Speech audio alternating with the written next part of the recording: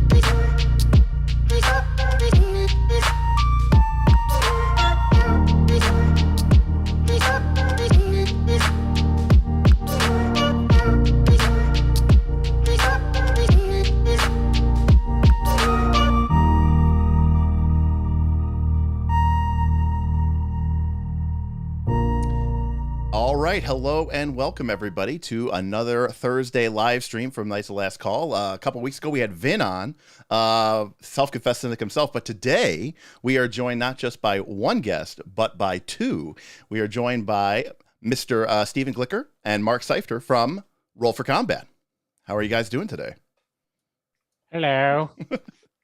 Doing well. Good. When I see you, I always think of Kermit the Frog. Kermit the Frog here, coming to you live from Roll for Combat with Mark and Steven. How are you guys doing tonight? Hi! I'm doing well, Kermit. Wow. That was pretty good. And you're wearing green, no less. Yes, it's not easy being green, right? It's not easy being green. Sometimes I wish I were another color like red or purple or magenta or something like that. Anyways, this is what I do when I'm bored. So good.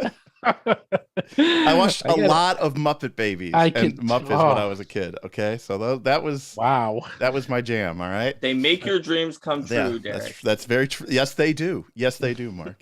And now my dreams come true from the magical world of tabletop role-playing games.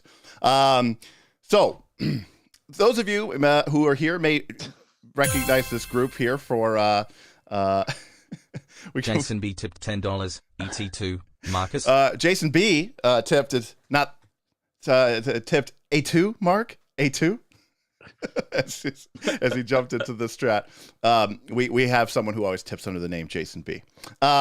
He's actually one of our largest tippers. So here's how today's going to go. So you might be saying, hey, Derek, this isn't Roll for Combat. This isn't Tuesday. This isn't the middle of the afternoon. That's right. These two folks decided to bless us with their presence here, and very thankful to have them on. And of course, if you're not aware, Mark and Steven are the creative force behind BattleZoo Bestiary, BattleZoo Ancestries, Dragons, and the upcoming Eldamon Kickstarter. And if you've been watching me and you've been watching them, you've seen this. We've been talking about this on the show. I know I've talked about it on the Patreon, talked about it on this channel, and they have plushies. And so they've got a big Kickstarter coming out here in the next couple of weeks. So I asked them onto the show there to talk about what they're doing in the tabletop role-playing game space, particularly the Pathfinder 2 space, which is of pretty big importance here on this channel. But also, I got Stephen to ask Mark if he would be so kind as to maybe answer some questions for us. And, not just about Pathfinder 2, but maybe about game design, game development, the tabletop role-playing game industry, the business at large. These two gentlemen have really been around. They're running a game company. They've been running game companies. They've been a part of this industry for a very long time. So, don't feel like. And then after that, Steven did not ask me, and I found out about that in the Twitter. It was good. Okay, great. Great. Well, it was under his job description, so I knew he'd answer. Okay, great. So the way we're going to run this is, if you have a question for Mark, feel free to put it into the chat. I will hopefully see it. Use big question in all caps, and I will add it to the bottom of my question queue. If somebody tips or super chats a question, I will add it to the question queue, and then we will sort it by donation ranked highest to lowest. So if you want your question answered guaranteed, then tip the most. And we got a tip. I see. So if it's tipped, it's kind of like Stephen, in the name of all that is holy and good, can you PLS invest 1% of the BZB profits and help Mark get a decent streaming setup? I'm sure you'll retype garnish his salary afterwards. I hope this goes to the. I saw my name. So we have our first first question, which I'll put it in here, which is from Ben, which says, Stephen, can you help Mark get a better camera? Mark and I have the exact same camera. We have the exact same camera. Yeah, Steven got me this camera. It's the same one that he's using. Yes, it's actually top of the line. It's like a 4K camera. For some reason, if you don't like my color, then I can change it with let's see, with this. The problem is, here's the problem. You see, Mark is white as a ghost. He's in a white room and he's wearing a white shirt. He you know what? He basically, you have a 20% mischance if you look at Mark. Oh yeah, isn't it? Wait, no, it's like, the wind walk spell. I have a 30% chance to be mistaken for a cloud. Yes. Wasn't that the rule in PF1? And it was weird because it was so specific. And that's why I think it was not even one of the usual chances. Let me see. Was it 30%? No, it was 80%. It was an 80% chance to be mistaken for a cloud in PF1 if you were using Windwalk. Yeah, we have the exact same camera. So I will say this though too. On my stream, I was able to, I kind of just made the decision that cameras, like, to really push the envelope beyond that, you have to spend a lot of money. But I actually bought 2 of my cast members Shure MV7s, which is like a USB version of this microphone. And I've been really, really happy with those, the performance on those. And it's a pretty reasonable price point. So my advice would be, if you really want to, and this is to anybody at home as well, because a USB mic can just plug directly into your computer, whereas this, being on an XLR system, you need an interface, which is an additional cost. But the Shure MV7, I've been pretty happy with. So wait, that's the mic though, not the camera. Yeah, that's what I'm saying. I said I think the cameras are actually probably fine. I think Mark's pale. I think your overhead light is on and it's behind you, and that is that's causing the white balance to be. That's why you're green. I have a ring light also, and if I do just the ring light, it looks like I'm in some kind of a. It looks like you're in like the gulag or something. Yeah, it looks like a spooky situation when it's only the ring light. So I do need to have my overhead light, and it is in fact behind me. Yeah. So it's funny. I do like those mics, but I went the other way. I have this mod mic. And the reason, and everyone in Roll for Combat has a mod mic, actually, except for Mark. And that is because we are in various areas with kids and dogs and screaming and yelling and people living in Manhattan. And these are really designed for sports arenas. So they're very, very good at just picking up your mouth and like nothing else around. They're designed for like being inside, like, very loud situations. So I kind of. I'll tell you what though, which is once Paizo like opens up moving more remotely and not being in Washington where it's really expensive. If Linda and I move to a new place somewhere that's cheaper, we'll also have a streaming room where maybe there's not a backlight that's right behind me. There you go. It'll probably look better in that place. Total entropy in this tip $10. This is sort of the spot for in the spirit of ASRT. Wow, we got things coming up. I can't even keep track. There's tips. There's super chats. Oh my god, this is like a real. We're like a real thing here. Like, what's going on? On my computer, I can see the super chats, but I can't see the tips. It just says how much was tipped, and I can't see what they're asking with the tip. Yeah, that's okay. That's okay. We're gonna. That's what we have. That's why we have the whatchamacallit for the queue. So so while we're kind of processing that, we did get a super chat from Boothby, and Boothby asked, and get some thoughts on this, Mark. Boothby asked, rituals seem very undersupported. There are many spells with high casting time and non-encounter based uses that would make for great rituals. Thoughts on what makes a better spell than a ritual, or vice versa? Or in other words, Mark, what do you think is the distinction, and what should be the distinction? Like if you were to go out and to make a book of rituals, how would you decide what should be a spell and be part of the spell slot system and be a ritual? Before you answer, so first of all, wait, I want to just give my 10 cents. Yeah, Mark. All right, let's see what Steven says. In 3 years of playing hundreds of games, we've done 0 rituals. Never have done one. Ever. Zero. I've done a lot more rituals than that. Well, most people have. It's never come up, not even once. Well, anyhow, you obviously didn't play. I know you run published adventures. You obviously didn't run any of the APs that require you to do rituals as part of the AP's plot, because otherwise you would have run a non-zero amount. Okay. So I'm just curious. Actually, I'm very curious about this too. So here's my answer. First of all, did I create something permanent? If I did, this should probably be a ritual. There's not really any point in having it cost a spell slot at that point. It can just be something that people are working on together with primary and secondary checks.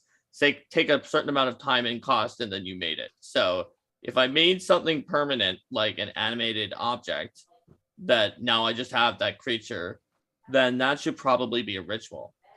In that same front, anything that is just like, this is super long term and we're just going to do it and then it's up for a very long time, and does it really matter if it took your spell for that day? Like, no, not really. It might as well be a ritual, and that also lets like a fighter or a rogue or somebody else like that perform it, compared to a spell with an equally long casting time that costs a spell slot. Yeah, so let me ask you about that. So let's take something. Let's take a suite of spells. Let's take something like remove curse, neutralize poison, remove disease. Right? Okay. Those are spell slots. They're longer casting times. They sure are. Only remove curses. Or maybe only remove curses. But to me, like, you know, I guess the question is that something that, do you think there's a world where that could be a ritual, where an effect like that is something that sort of is in your back pocket, right? And not something that you necessarily have to, right? Because if you have slots on that, I could easily see a removing curse ritual for when you have more time and you can wait to remove the curse, because even remove curse is slow. It's not as slow as a ritual, but that you don't want to waste your spell slot on it because you're in the middle of the field. And I could see it being a ritual and a spell. Like, you can do that. I would probably make the ritual have some like very thematic elements to it, where it talks about like, you know, you like see the curse as an aura and you approach this. Right. And maybe you even like learn more about the story of the curse, that it may be capable of defeating like more powerful curses if you bring the right ingredients or something like that. Like a ritual is great for something that you want to make into a story, or you want to make be part of a process, where if you were doing this as a movie or a book, there would be a story beat that talks about how the casters were doing it before it's done. Exactly. Where a 10-minute casting or 1 minute casting time spell probably would not be in your movie or a book, a story beat. You'd just quickly be like, and then Wally the wizard, you know, cast a long incantation, and when he was done, this thing happened. Whereas if it's a ritual, it's something where you set the scene and it's got some thematic things going on. So there are a lot of cases where it could be one or the other, depending on how you want to depict it as well. And where you could have both exist in the ecosystem and have that be perfectly reasonable. Raise, Dead, and Resurrect, right? Those are very similar effects within the context of the game. And I personally think that ritual support in Pathfinder 2, and it's very reminiscent to me of rituals from 4th edition, which kind of operated outside of the power structure of that game, and sort of utilized a different resource, which was like time and money, as to gain effects. You know, one of the things that Aaron and I always like to say is that gold, in a meta sense, in a tabletop role playing game, is sort of and kind of like in the real world, it's a way to kind of make your character's will manifest in the shared reality that you're having, right? I want to buy a tower. I want to build a bridge. I want to, you know, start an orphanage, right? Money talks. And so one of the power economies of the game. Yeah, for sure. Okay, great question, Boothby. All right. And let's go through the first couple of these, and then we can maybe talk some RFC. More questions. Total Entropy said, guest hype. In the spirit of ASRT, all spells ranked. Mark's take on the S+ spells. Okay. So Mark, we've been, you know, and I know you have as well, been going through and talking about the spells of Pathfinder 2. And we have been ranking them, and we rank them S tier, A tier, B tier, C tier, D tier, F tier. But there were a couple spells, not many, but a couple, that we had to create a new tier for, namely S+ and even S++. And the golden standard of this, our first S+ spell, and the one that was S+ for a very long time, was slow. And the first and only S++ is slow heightened to level 6, which is the 10 target version of slow. Many people say it's the save or die spell of Pathfinder 2. If someone critically fails it, they're slow 2, and with one action, many GMs, including myself, will take the monster off the board. It does not have incapacitation, and it is 1 minute duration with no save at the end of every turn, like you might see for a paralyze effect or something like that. So we rated it S plus because it is by far, for its level, for its power, very, very, very powerful. And best importantly, as a third level spell slot targeting a single target, you don't have to heighten it. There's no incapacitation. So you can use your third level spell slots in order to get just a ton of value out of that. What are your thoughts on slow, Mark? Yeah, I think it's probably too much. Mainly because of the fact that a lot of these spells started out in the playtest. And back in the playtest, it was very, very difficult to land a critical failure, even more than it is in the final. Mm-hmm. And in the final, it got easier to land a critical failure. And so therefore, we needed to look at the incapacitation. I'm glad we did. But the problem is that spells that landed on the borderline between incapacitation and not can wind up being in a problem situation. And slow, it definitely isn't completely incapacitating them to the point where they have either no actions or can't even target their actions because they're blind. But it certainly is 90% of the way there. Yeah, and I mean, so like it's a fort save. Slow 2 on a spellcaster is pretty brutal. Yeah, it's pretty much it's probably too much. Yeah. It maybe should have just had the critical failure be slow 1 for like an hour. Yeah. Instead of slow 2 for a minute. Yeah, I actually think. But at that time, like converting sure. all of those spells, which that was me, so that's on me, and I'm sorry. No. Listen, converting all of those people spells love the was very spell. challenging, It's just very and powerful. I was like literally supposed to have gone on vacation. I was at Linda's family's home in North Carolina, like on Christmas, converting these spells. There you go. And I'm glad that I caught as many as I did, which is almost all of them. I think converted really well from the playtest to the final, but slow is probably one that is going to be a bit much and be really not as fun. And it's just because save or lose isn't as fun. Right. Like another one that was really tricky, and we eventually wound up getting something that I think works with sleep, because I kept trying to raise its level so that it wasn't level 1. Yeah. Because absolutely there's no situation where a spell should be level 1 that actually puts you to sleep. And eventually there was a consensus that it had to be, but we came up with something where they're like barely asleep and they pretty much automatically wake up unless you use it out of combat. I was like, fine, but we really could have just not made it be level 1 just because D&D has it at level 1. Right. It's clearly well outside the bounds of what a first level spell should do to put someone to sleep during a fight. Yes, exactly. And I think the fourth level version of it, which does what we would more traditionally think of as a sleep spell, feels correct. In fact, I think we rated the fourth level version of sleep fairly well. Like we thought it was, because again, that was where I wanted sleep to be. Yeah. And there were times like when at multiple times I just put it to level 4, but then we had to put it back to level 1, and that's where it is. And it has a version that attempts to sort of square the circle and be level 1, but it means it's an out of combat sort of like I'm the assassin who's running through the castle and I quickly put these guards to sleep and then sneak past the corridor, which is so far out of what the person who wants to just win the fight with sleep thinks it should be that I made sure to include in the spell.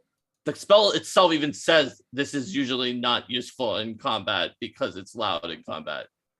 Like it's in the spell text to remind you so that it's clear that yes, we know that means that they're going to wake up if you use this during a fight. Exactly. They definitely go out of their way to basically show you that like, okay, this is not for the coup de grace, combat takeout type effect that we're used to seeing. Right. Exactly. That was like the least fun thing in Pathfinder First Edition was save or lose coup de grace. Well, I mean, right. And again, like there's a simulationist part of me, which of course, I like save or die. There's a weird part of me that actually does like save or die spells, just because, like, it can make the game fast paced and exciting, and it can make it like almost like going to a casino.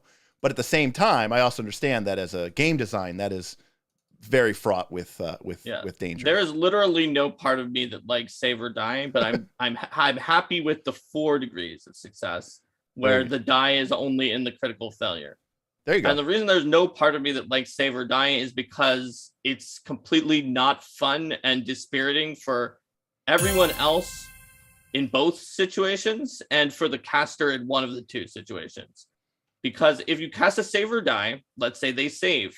This is a PF1 save or die where nothing happens on a success and they die on a failure, or they lose. So they save, everyone's like, well, great, Derek the wizard, you just wasted your turn. And you feel like, I just wasted my turn. What the heck? Yeah. And everyone's upset. Yeah. And then if they die, you're like, yes, they died. And everyone else is like, great, Derek the wizard, we don't get to fight it. Right. And I actually killed it immediately before we could go. Yeah, so I actually thought your way of... It's actually bad for everyone except one person all the time, and bad for that one person maybe not half the time, because you may have built a wizard that they'll fail 90% of the time. So maybe it's good for you. Right. But with 4 degrees of success, where you can sort of hide the really problematic one that makes things a little like maybe a little unfun for other people if it happens a lot in a less likely to happen situation, that actually is fun, because now it's more like gambling for the jackpot where that happens, or it's only a jackpot for the enemy, or maybe a little more common than that if they're a boss, where nothing happens and you usually at least do something when they make a regular success. Yeah, so. And we just finished up a high-level Pathfinder 2 campaign, and I thought a great example of a spell that kind of worked in that same vein, though, Mark, was like Power Word Kill, where if you can get them below a certain threshold, then you can kind of come in and instantly kill them. It won't instantly kill them from 300 hit points or 350 hit points, but if you can get them down below, let's say 700 hit points or something like that, then or 75 hit points, I should say, then it kind of works in that respect.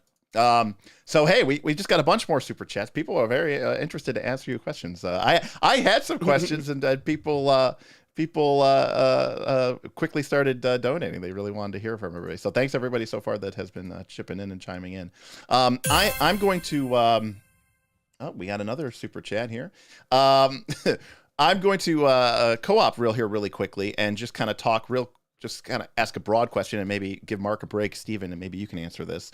What do you think about, the tabletop role-playing game space currently, and where do you see RFC's role in it? Like, I know that you guys produce Pathfinder 2 and you have producing 5e compatible. It's a huge player in the space, bigger than I think anybody ever really dreamed it could be.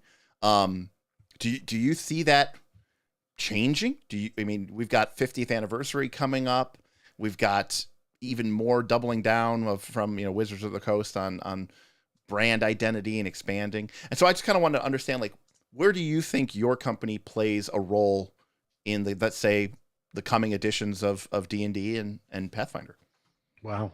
Well, that's a big question. I've gone through and talked extensively about what I think Hasbro's been doing. Like, I follow pretty closely Hasbro from the business side, and we went through a whole thing of like there's a video on our channel saying like what D&D is going to be next, and 5.5 or 6, I strongly believe it's literally just going to be called D&D. They're never going to use editions ever again. We went into extensive detail why they're doing this, and they don't want edition wars. They want people to not feel like there's FOMO or they're being left out or whatever. So it's just going to be D&D. Even if they change it, and they even announced, I think today or yesterday, that they're getting quote close to showing us what the next thing of D&D is going to be.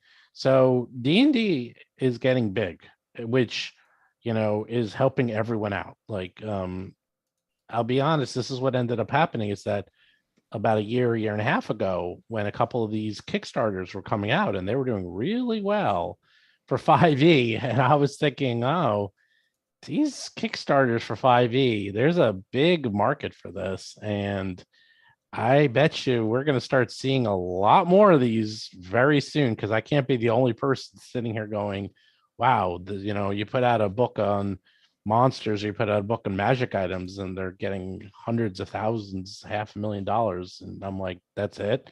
Book on magic items? Really? I'm like, that's what's like people are like buying. I mean, we kind of talked about that on Tuesday's stream when we were talking about adventures, and we were talking about the people come out on Kickstarter with like a book of layers, and it's just 20 maps with some monsters thrown in there and some that little flavor text, and it crushes. Yeah, it crushes. Now it's getting harder. The space is getting more crowded. Sure. But that's also why I was very, very careful to make sure that we're doing things that no one else is doing. And to be honest, that you can't do easily. One of the things like the dragon ancestry, that isn't easy to do. I mean, it's like people talk about this and people have said, and you know what? I'm not going to disparage other products, but there's a couple products out there, people who did dragons, and I read them and they're not good. A lot of them have like very broad strokes, and they'll talk about here's what you can do, but you got. I wouldn't say that things aren't good. They work for them. They work for what they wanted, which in some cases is just like, this is just stronger than a PC. You cannot put 4 PCs against published content with this because they're worth like 2 characters, and it's a dragon, that's so what it I should meant. be stronger. Okay, it's not like good. It wasn't but, balanced correctly. Is the probably more accurate. They didn't have the same design goals we did. Well, get balanced with other. I think the biggest problem that you face with that, and again, we played with the Dragon Ancestry, but at a higher level, so it's hard to say, right? But the thing you want to avoid is the ECL problem. Right, from 3rd edition, where you can only be a cool character or a cool monstrous race if you're starting at, say, 8th level, or and then you're a 1st level character, but with this cool ancestry, and everybody else is level 8, and they get all their cool spells and abilities. It's like ECL was like the worst of both worlds. Yes, because it made it so that you were just absolutely in often cases incredibly weak when you started out, but assuming you weren't a caster where the spells were just so strong, losing anything was a problem. By high levels, if you had a small ECL, like, you don't notice the fact that you had it as much, and all the abilities might stack up. Right. Or if you got the wrong abilities, they may be useless because everybody has them anyway from their class. Right. It was a good try. For its time, it was better than some of the things that had come before, but I don't think it was the right way to go. And what we're doing is a little bit different than that, because we're balancing the dragons with other PCs, explaining how to buff dragons in a way that easily buffs other PCs at the same time if you want the dragons to be stronger, so that everyone will be on a level playing field.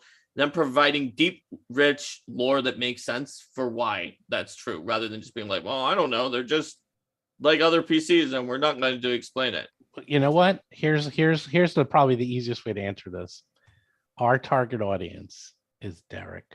it is though, seriously, it is someone who really knows his stuff, expects the highest level, the highest quality, something that works seamlessly and integrates, and it works at level 1 and works at level 10 and works at level 20. Like, you want a lot from your books and your game, right?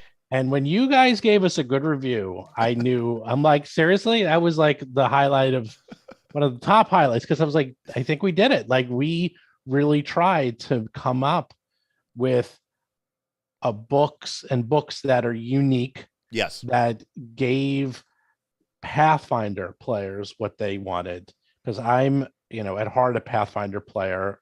Even though I played D&D for 40 plus years, I've sort of become more of a Pathfinder player, although I still love D&D. And I think the secret is, if you give Pathfinder players what they want, then and convert it to D&D, you'll also in many cases be giving D&D players what they want. Exactly.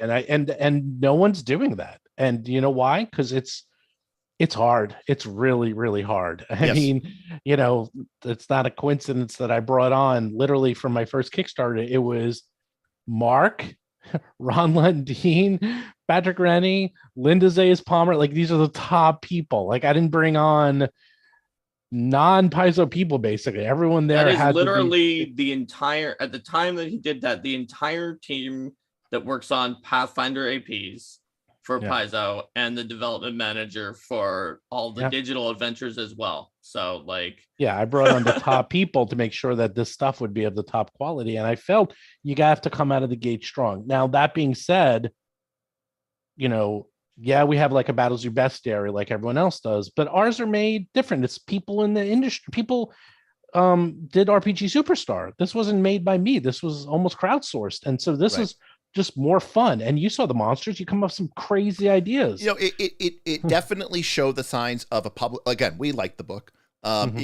People gave me crap because I didn't like every single monster in it, but I overall liked the book. But it definitely had the look of a. My big main problem with third-party publishing, you know, I lived through the 3E glut era. Like my main problem with the third-party publisher is a lot of times you're like, what, did anybody even read this? Like, do you even try to edit this? Right. And so a lot of times it feels very amateur and you're paying a professional price for an amateur product. It doesn't work. It's not put together well or whatever. And I have actually a funny story for you, Stephen, but is like, it's kind of the opposite. It's like, I knew you meant business when Bob, in his review, had given the critique about the layout design, right? About how the one monster flowed onto the other page, and you were just like, "I'm on that." Like, you're right. Like, I'm gonna fix that, you know. And like, I was like, I did. Yeah, that exactly. day. Yeah, that day. And we were like, okay, yeah. I was like, all right, so these guys take it seriously. But it was a cool product because not only did it feel like it was very professionally made, it had all the trappings of a really well edited book, but it had that kind of crowdsourced fun feel of being like, yeah, you could tell that this is coming from a lot of different minds, but it's being filtered through, you know, a very high degree of filtration, professional editors, professional editing, who know the Paizo formula, so and development from Patrick Rini, who is senior Mr. developer Monster at Paizo, and we call them, has done a fair number of monsters in the back of APs.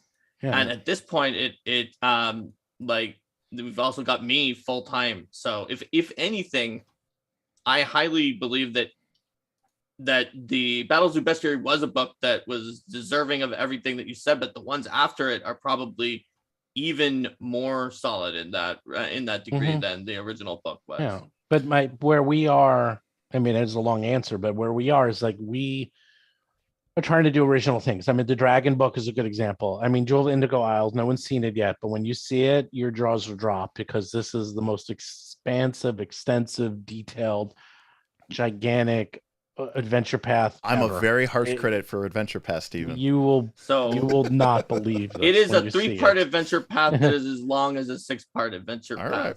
Well, that's how I'll kind of describe it. It is very much, I know your take on this, Derek. It is very much on the rails, but it is explained in the beginning that that's how it's designed. Sure. I have no problem with people as long as that is what you are signing up for, right? If that's what you want. Exactly. And we say that. We're going to say it in the beginning, like, this is what you're signing up for. But we also give you this huge world. Right. And people have been playing and they say, I love Realmplank. I just like being in this town. And I'm like, damn. You know, I mean, it's like, thank you. I'm happy people enjoy the setting, and the setting is extremely rich. So, you know, if you want to like kind of go off the rails and do other little side adventures and then go back, yeah, you can do that. It's fine. It's actually designed for that. Yeah. One of our playtesters who like gave the most feedback said that one of the one-off NPCs who shows up in like one place, it's like, oh, it's a crime that this is the only place they show up. I'm definitely going to have them be recurring into the story more. Awesome. Yeah, we have a lot of that. And now even with the Eldamon, I mean, no one's doing this. You know, like we're doing the Eldamon. No one's doing this. We're doing Year of Monsters.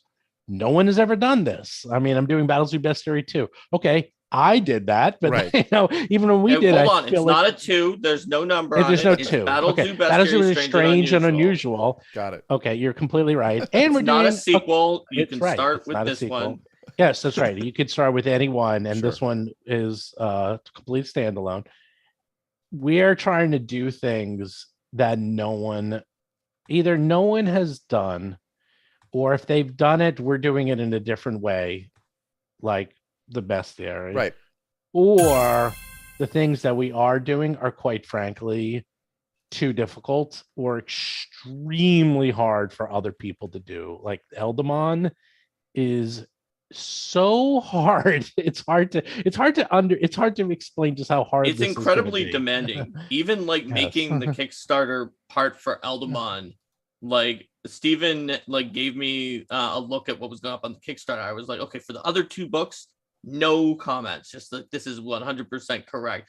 But then we had a lot of back and forth on small things and even just the description of it, because it's complex on our side as designers, because we want to make it super simple and easy for a consumer to just get in, and play it. And so we do all the work, and that means, well, we've got a lot of work cut out for us. Yeah, but we figured it. I mean, this is something we've been talking about for years. I've been thinking about this for 20 plus years, and we have it pretty set. And I'll tell you a secret is I was talking to someone from WotC a few months ago and in Seattle, and I was telling them about Eldamon, and even they were like, that is something we've never been able to figure out. We've never figured out how to crack that nut, and never figured out how to do a collectible role-playing game. Right. And they're like, I mean, that's the golden goose, right? Collectible. That's the holy. They actually said that's the golden Wizards, grail.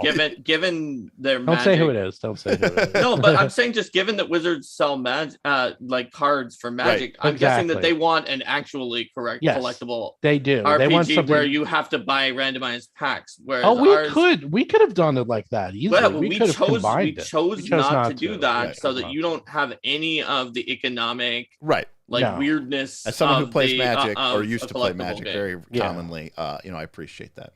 Yeah, but the point is this is where we're going. We're trying to put things in the space that you will not find anywhere else. Yep. And quite frankly, will live up to the level of Paizo products, both, layout and design, artistics. I mean, most of the artists I use are the same ones that Paizo use, obviously the same writers. We have Mark on board. So I don't know much more I can do here.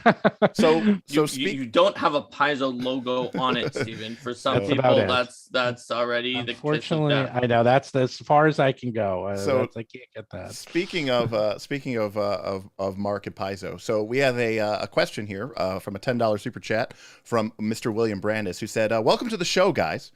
Mark, given that what you've learned from the playtest, production, and now a couple of years into the line, what do you think there? And again, this is your thoughts. What do you think the chances are for a 2.5 release to apply lessons learned, updates, changes? Do you think that we'll see like the way we saw, a 3.5 in third edition? Do you think we'll see anything like that for Pathfinder? Do you think that they would try to, if you were to make, a Paizo 2.5, like, do you think that is something that makes sense? Or do you think it just makes sense to just continue to release product?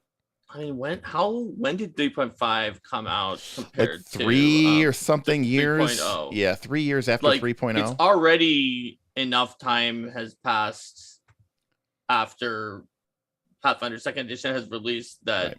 Well, I mean, a lot of people already more time has passed such that it's not really going to be like 3.0, 3.5. Well, right. A lot of people, myself included, have like made the comment of like, damn, it's 5th edition's been out for a long time.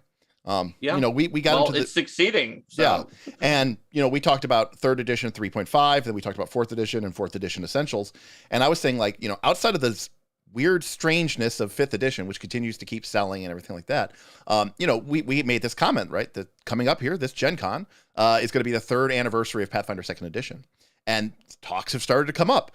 Where are we in its life cycle? Are we halfway through its edition life cycle? Is it going to be a 6-year game? Is it going to be a 7-year game? Is it going to be an 8-year game?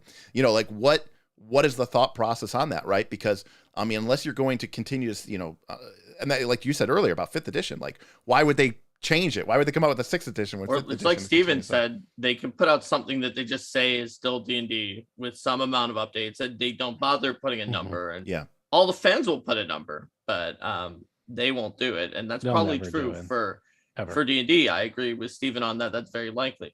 But for generally for games that have shifted editions, if you look at across a lot of games, you'll tend to see like, I don't know.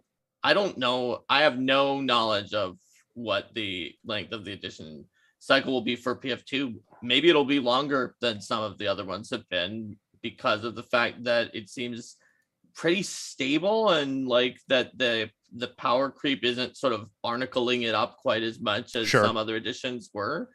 But in the past, editions have tended to last, like 8 to 10 years in general, sometimes with a 0.5 in the middle of them. Yeah, about so, that. Like, I would say that there's no reason to assume that Pathfinder 2nd edition will match the trends that we've seen in the past.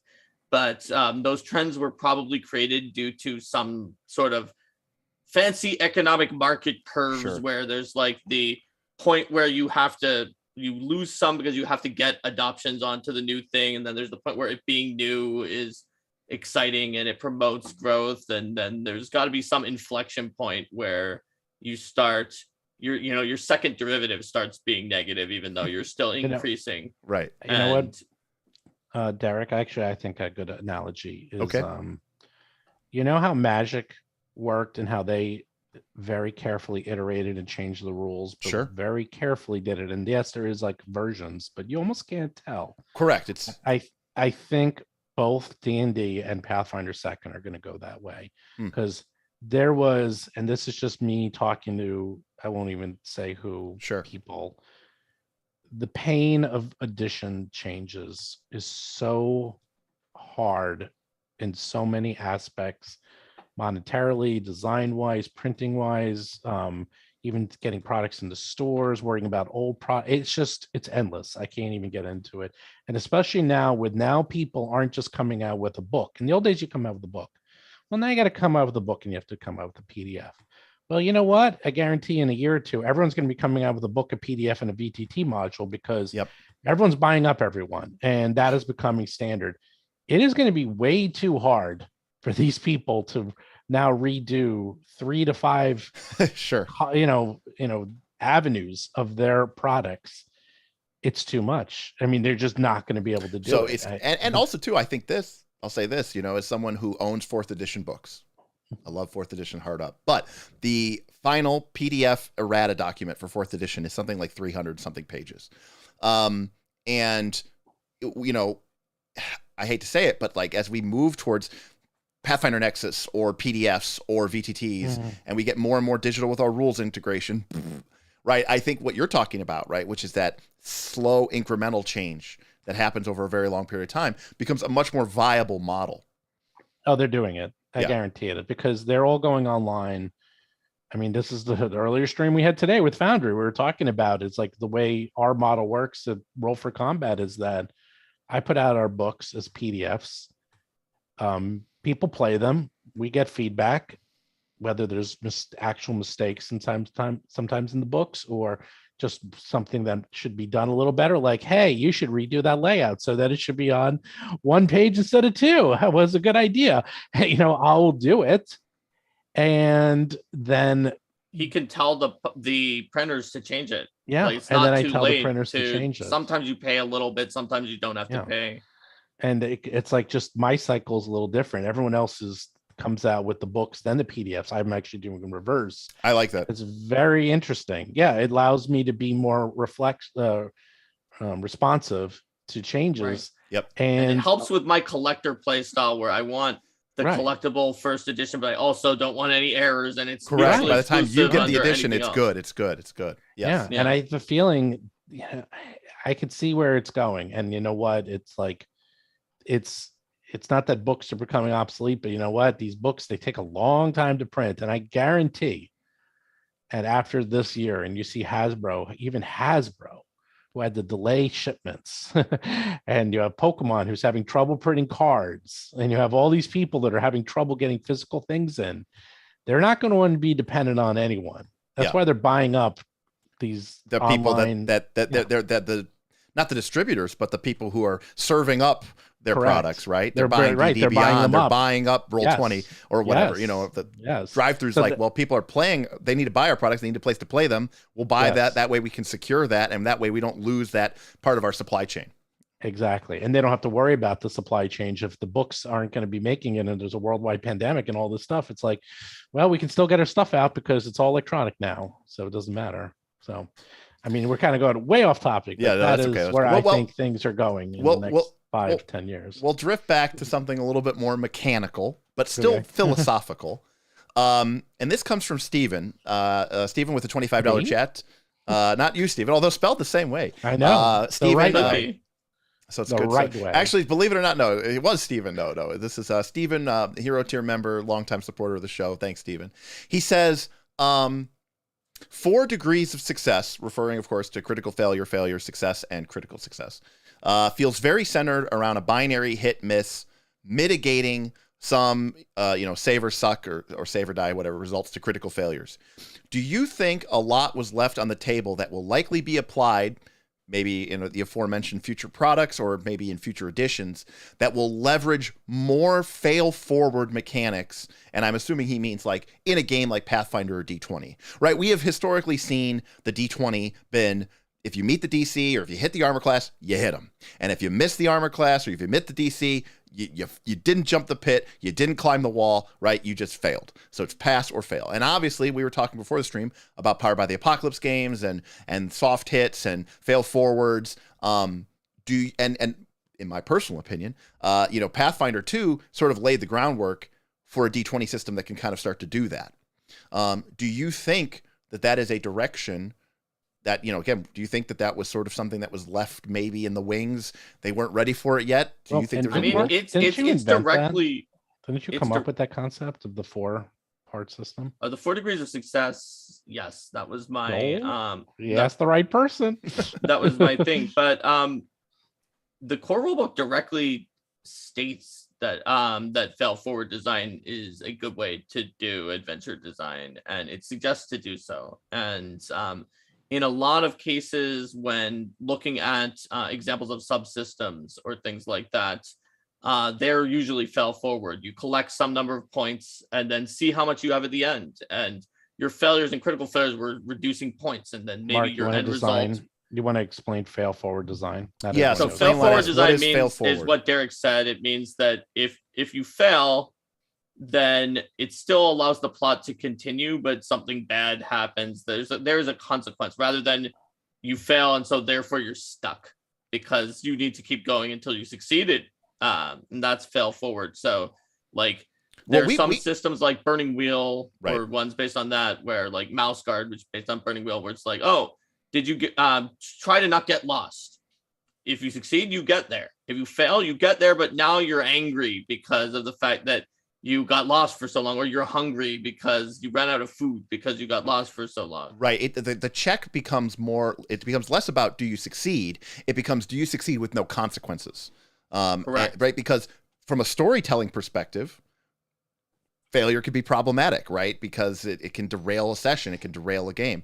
But what is more interesting is, okay, we've changed the question from, are you going to be able to do this? The question is, can you do this and get away with little or no consequences? And we also talked about, right, missing isn't fun. I have a video, check it out, called Missing Is Not Fun. And Mark, I'm not very familiar with the Pathfinder 2 beta, but you told me that your system... It was in the alpha, so you wouldn't have seen it. was in the alpha, there was a system for basically for glancing hits.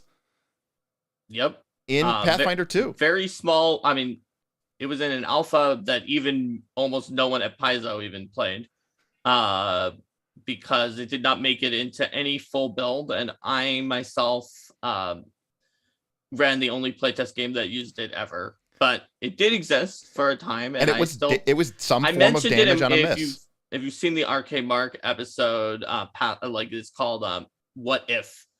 And I have 5 weird things that didn't make it in, and that is one of them. So it's certainly the case that there are things like that. But I think the 4 degrees of success system was used towards fail forward pretty robustly in a chapter that I did a lot of work on in the Game Mastery Guide on victory point subsystems, where a critical success is 2 points, usually a success is 1. A failure is none, and a critical failure is -1, and then you tally it up and see what happens. So like we said, like in a chase, all right, we're trying to escape from guards who are chasing us. So what happened? Oh, we didn't get enough. Maybe the guards caught us and we have to do an encounter with them. Oh, we did? All right, we got away. We got away. They're on our tail. We got a really large number of chase points. Oh yeah, we lost them completely. We don't even have to worry about them anymore. So I think that kind of mechanic is not only very promising for PF2, but I would go so far as to say it's in PF2. It's used on the macro scale rather than on some of the solitary roles of like climb. Did you climb it or not this time? Okay, that doesn't have a fail forward. Not always, but there's advice for the GM not to put a situation in your adventure that's like that, or to consider a fail forward. Sure. For your adventure, where you say, okay, I know that's the regular climb action, but we're going to have you roll a check to climb, and eventually you'll get up. But if you fail, you'll be fatigued because you had to spend so much extra time dealing with it. If you critically fail, you also took some damage because you fell a few times. And I think that is something that, I consider the GMG to be part of sort of the core Pathfinder 2 experience. And I know that there's other people here in this chat who would agree with me. And I think that, that things like that should be more front and center within the Pathfinder 2 experience. That make this check, and if you succeed, you get to the top. If you get a critically success, not only do you get to the top, you got there quickly enough that you were able to spy the enemy moving, and now you'll get a bonus to your initiative check or something. And if you fail, you still get to the top, because of course you're going to get to the top. What are we doing here if we're not getting to the top? Right. But if you fail, you'll find that in adventure design. You'll start off enfeebled or something in the fight. In Pathfinder Society scenarios, for instance, you're that's what you're going to get. In almost any case, you're not going to get at, well, the adventure doesn't continue. You'll see something just like you said, critical success. Yeah, you got to the top so quickly, you get an initiative bonus or some other thing. Like that is what Pathfinder 2nd Edition suggests to do for adventure and encounter design. And then many of the published adventures go ahead and follow that advice. But it is possible to run the game in a way that ignores that as well, and it sort of depends on how you set it up and how you structure it. Cool. But I would say a good Pathfinder 2 game makes good use of that. Yeah, Self-Confessed Cynic says, Glancing Hits has been a huge success at my table. I mentioned this. He kind of, Self-Confessed Cynic kind of created his own version of doing some amount of damage, even on a missed attack roll. And I love the 4 degrees of success, though mine are less mathematically balanced than Mark's version. That's sure. Okay. It doesn't need to be balanced. Like my version also allowed like the really, really low level monsters, like level -1 Goblin Warriors and such, to have a lower attack bonus because you knew they could at least glance a few damage on a failure. Yep, and I think that's a huge reason right there, is that it allows those lower level creatures to you're planning for them to miss, but it's going to like nickel and dime the PCs. Bingo. Whereas when we decided not to do it, which was pretty early on, we realized that the implication of that is that the very lowest level creatures would need to have artificially inflated attack bonuses for their level. Because looking at you, Goblin Warrior. Otherwise, they're just not going to do anything. Right. And it's just like they needed to have very high attack bonuses and low damage. Now, obviously, with a deadly D10 weapon and other shenanigans, certain weapons therefore become not the greatest to draw in the art on level -1 creatures, as we saw. But other than that, it kind of worked out without them. But I did like the idea. It was kind of cool. And as I mentioned in the What If video, it led to the idea that like martial classes could have different ways of dealing with glancing blows. Like barbarians just had a resistance that applied to all glancing blows because they just weighed in there, and fighters with shields could get extra shield blocks that only were against glancing blows, which of course their hardness would block the whole thing. Right. With the way I was doing it of half minimum. And then the caster classes did not have those, but they also were able to have a higher percentage of the number of hit points that the martial classes were able to have, rather than like 6 instead of 10 or 12, because of the fact that not being able to deal with glancing blows was a way for them to be a little less likely to want to go in the front line, so that way they didn't just die from a big area thing. It's like, well, I stayed in the back line, but we all got hit by this. Right. So it was very interesting. It turned out to be for many, even at Paizo, a little too cumbersome, they felt.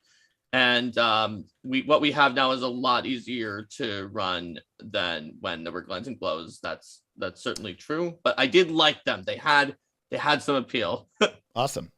We are never finishing in 2 hours. There's only 4 paid questions right now. That's fine. Yeah. It hasn't even been an hour yet. Yeah, right? We're not even there yet. Right. And I threw the RFC softball question. But this is a great question here too, because we've seen that you guys have done a bestiary, and we see that you have done an ancestry book, and you're doing an adventure path. And you're doing more ancestries, and you're doing a whole, and so we're dabbling our toe in with Eldamon, And, and so William Brandis kind of had to ask an earlier question. He said, in the same line of thought, what do you think about an ultimate campaign style release for more optional variants, like the original proficiency scale or any other playtest ideas that you may have originally had, or maybe that you've come up with, in the intervening 3 years since the game's release? Is there a world where you all would want to sort of tackle that sort of, unearthed arcana variant rule set, or almost like more like an ultimate campaign, ultimate intrigue, like a GMG style, like how GMG introduced, that was your baby, Mark, right? The victory point system. Do you Logan think and that there's I a world for that? Both worked a lot on Game Mastery Guide. Yeah. But you're correct that I wrote the entire variant chapter. Right. So and to be clear, I know William Brandis. We love variant rules. We love seeing what you can do with the game and still use the game's framework to do something different. Right? Like Ancestries, monsters, adventures, right? That feels like taking the existing game template and sort of kind of producing, new batches of existing material. But we really love variant rules. So I really love variant rules. That's why I wrote the entire variant rules chapter. And I would love to do variant rules. I have lots of ideas for them, and I like creating them. However, my challenge is to, I guess, William Brandis and everyone else out there. I feel that the way that people view third parties makes it very difficult for me to do that. Because even if I made a variant rule that was like not that balanced, like the removing level and proficiency, removing level from proficiency, like, look, in the space that was there, I think that I did a good job, and the other designers who looked over it did a good job looking over it too on that one. And it's serviceable, but it certainly has some issues, as it even explains that it does in the rule. But if a third party published it, people would just be like, this is obviously off. So I think that we're not currently in a world, even if for a licensed partner of Paizo, for combat, we're licensed right. For RPG Superstar. I think that it would not be received well enough if it was variant. Do you agree, Stephen? It's just their variant. It's too small. They're not going to agree. Yeah, they're not going to agree that it's like a balanced variant if we put it out. I'm going to throw this at you because I'll say this: if you can't, even though I literally wrote the whole chapter, right? I'll say this: if you can't do it, no one can, and I'll tell you why. Because for me, the biggest challenge in today's world is variant rules.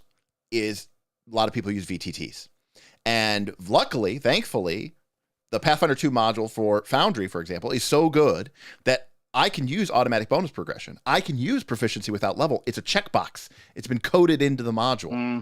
And I can just click it, right? If someone gave me something like proficiency without level and I didn't have that option and I was playing on a VTT, I probably would just not use it. It would just be so much work, and it would almost defeat the purpose of being on the VTT. It almost would be unworkable. And I know that you all, unlike other third-party publishers, have been able to get your stuff into things like Foundry and things like that. And so, for not saying like, oh, I'm just disappointed. So I'm going to agree with Stephen, but not you on this, Derek. I don't think it's true that if we can't do it, then no one can. It's for a weird reason, which is that we have a standard for success that is much higher than some third-party publishers have. Like, we need to have a certain, I think some third parties could create it. And if their goal is to, for some third parties, getting 50 sales to 100 sales is you cheer that you got 100 sales. That's an amazing, that's an amazing product. And I think that a third party could put it out, and it probably would get 100 sales. If it was done well, it's likely to be a success for a small third-party company for whom that is a success.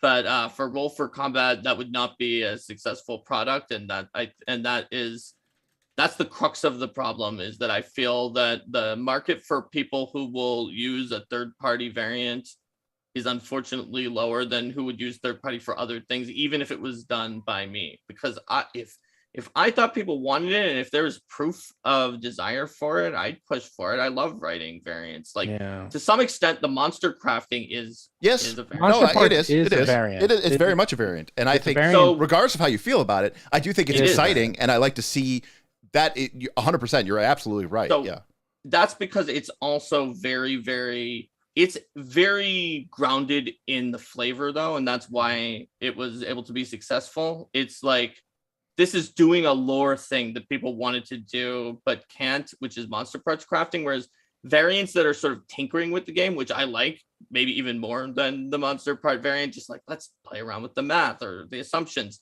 those don't have that hook, and so it's much harder for a third party to gain the level of traction we would need. I don't think that means no one could do it. I think someone could probably I guarantee people can do an it, infinite product that does well with some of these variants. Just I can't because I can't do it with Steven. If I were to do it, I need to do it separately. You have to do it. Or if we did it, I'll be honest, we might do it in the newsletter.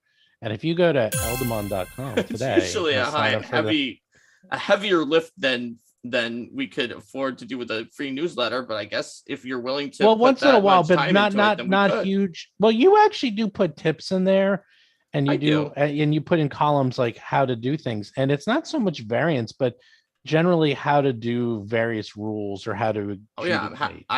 If you have been in the newsletter, you've seen it does have. And now we do in our newsletter. So that's where we would do it. A whole full variant with all the implications checked out. That's a little much for that would be too much for the newsletter. But we do put in small variants and small tips and tricks. So there you go. And I think, and that's about as close as we get. But the variants, I mean, if you want to say it, obviously Monster Parts is a variant, but that's a great point. Eldamon is kind of a variant. Absolutely, I do. Eldamon's I think Eldamon is interesting because you're doing. It's not just another book of classes, right? Regardless of how you feel about Eldamon and whether you hate cute things or not, but cute plushie entering the screen. There it is. It is doing something at least different, and I think that's really cool. Well, I got to do the variant things I like, but while they had a big story hook, that was something that people will latch on to. You're gonna you might not allow Eldamon in your world, but I think you're gonna allow the Elemental Avatar. Yeah, no, that's very cool. Elemental Avatar. I signed up designed for Derek's. Yeah, there you go. That's right. So we have a $5 super chat from our Australian friend, self-confessed cynic. A curiosity I have isn't that slow or other spells are OP, but what is and obviously you don't get to make this decision anymore, Mark, but what is the stance on patching these, like with errata or complete arcane? Like the amount of errata that we've seen out of Pathfinder 2 has been pretty low, I would say. And like when these documents have come out, it has almost always been really minor cosmetic stuff. Now, do you think that's because of a policy of we don't want to make such broad changes that it invalidates people's character choices / books? I think at the point where you are thinking about nerfing something, it needs to be so much of a problem that it overshadows the problem of doing it and people being mad that their character is they weaker. nerf Scared to Death. Do you think they should have nerfed Scared to Death? Of course they should. They should have? Yes, absolutely. Even if you look online, you will. For almost any nerf that you see in a tabletop RPG, you'll in all of my time with Pathfinder First Edition, I've never saw an errata with a nerf that anyone said was good. They were just always like, "No, you have weakened my character." That was the only thing that people said. Right. But in PF2 places, I saw the majority opinion after that errata was that it should have been nerfed, and that makes me first of all, I'm really proud of the level of design insight and the level playing field, because some of the people in Pathfinder First were right that the things that were nerfed were fine for their games because they were playing games that were light years above the normal optimization amount. But it tells me that the level of the game playing field is pretty even and that people have good insights into what was strong or not, because generally when something gets buffed that was too weak, people are saying, yeah, that was too weak. It should have been buffed, rather than why did they buff that? It was already strong. And when things get nerfed that were strong, people more so, it's not universal, but there were a lot of people saying, yeah, it was too much. And hey, we're at least glad that you don't wind up with a situation where in the original version, if you critically succeeded, but then they critically succeeded, you could wind up with it does less than a regular success would have. and that got smoothed out. So that was a buff. Obviously, It was overall nerfed by making it so that you didn't have like 40% odds in the right situation to automatically in one action kill an on-level creature. That was awesome. All right. Now I don't know Complete Occultist. I think this is from Complete Occultist, from the original book. But Total Entropy asks, kineticist? ? I don't know what that question is. I think it means are you mean Occult Adventures? Oh, I'm sorry, Occult Adventures. I'm sorry. So we talking about variants. My first book that I was here for the whole time on at Paizo 8 years ago was Pathfinder Unchained. That was the spring book, which is a cool book, and you could definitely see PF2E DNA there. That was my first full-time book. I was technically listed on Monster Codex, but they were basically done at that time. I wrote the Goblin Sticky Lord to help copy fit the Goblin section, and did the minimum amount of that causes someone to be on the authored list for a book, I guess. But then my first was Unchained. My second was Occult Adventures, in which I made a medium and kineticist class. But I don't know what the question kineticist ? I think they're maybe just asking, like, we'll go with this. Do you think it's cool? Do you think it's a good class? Do you think it's a good fit for Pathfinder 2? Do you think, they just did a Dark Archives and they did not include it. Do you think that it'll ever see the light of day? I don't actually know what the class is. It's you don't know what it is? No. So basically it was, I didn't own that. Like 11 in Stranger Things, where it's like, that's a telekineticist. So you're throwing things around, you're blasting, and sometimes you're just like, and your nose is bleeding, and then you're blasting a giant blast. That's a kineticist. But they also have, like, in addition to that, there's like Firestarter from Stephen King, where you're burning things instead of throwing them, and there's multiple different sort of elements of pyrokineticist, telekineticist, hydrokineticist, etc. That's why it's called kineticist, is there's some thing in front of it and then it's a kineticist. So it's a magical repeated blast class that you could think of mechanically as being kind of mechanically like the 3.5 warlock in some ways, while thematically being more like more like 11 or Firestarter or something like that. Got it. So that's what the class was. I highly enjoyed writing it in Pathfinder First Edition, and I like it. I think it could be converted. In fact, Legendary Games converted it, and several other third parties did as well. There's multiple kineticists that are out there that you can get, and I think that they will be fun classes. I have not read any of the conversions because I do have a policy from when I was at Paizo that I don't read like other people's work, because I'm worried that people will be like, oh, you read it and then you did some other thing that was similar to the thing I did and you probably took it from me. So I haven't read them, but I've heard good things about them, and it should be fun. Actually, I want to have a party someday that's like got the legendary kineticist or some other third-party kineticist, whichever one I find to be the best fit. Most suitable, and an elemental sorcerer with the elementalist archetype from Secrets of Magic, and an elemental avatar class, which is pretty different from either of those because it's sort of rotational and like instead of repeating blasts like a kineticist, switching around between various abilities. And then maybe an Eldamon trainer, and it's just all of these different ways to use a variety of elements that each feel very different. Because the elemental sorcerer, spell slot caster, kineticist would be like a blaster that can burn their own body to keep going more. The elemental avatar is rotating around, and the Eldamon trainer has all these friends. So I think this is a good segue. So we've seen most people here have pretty much probably own or have bought at least everyone I know in the Patreon.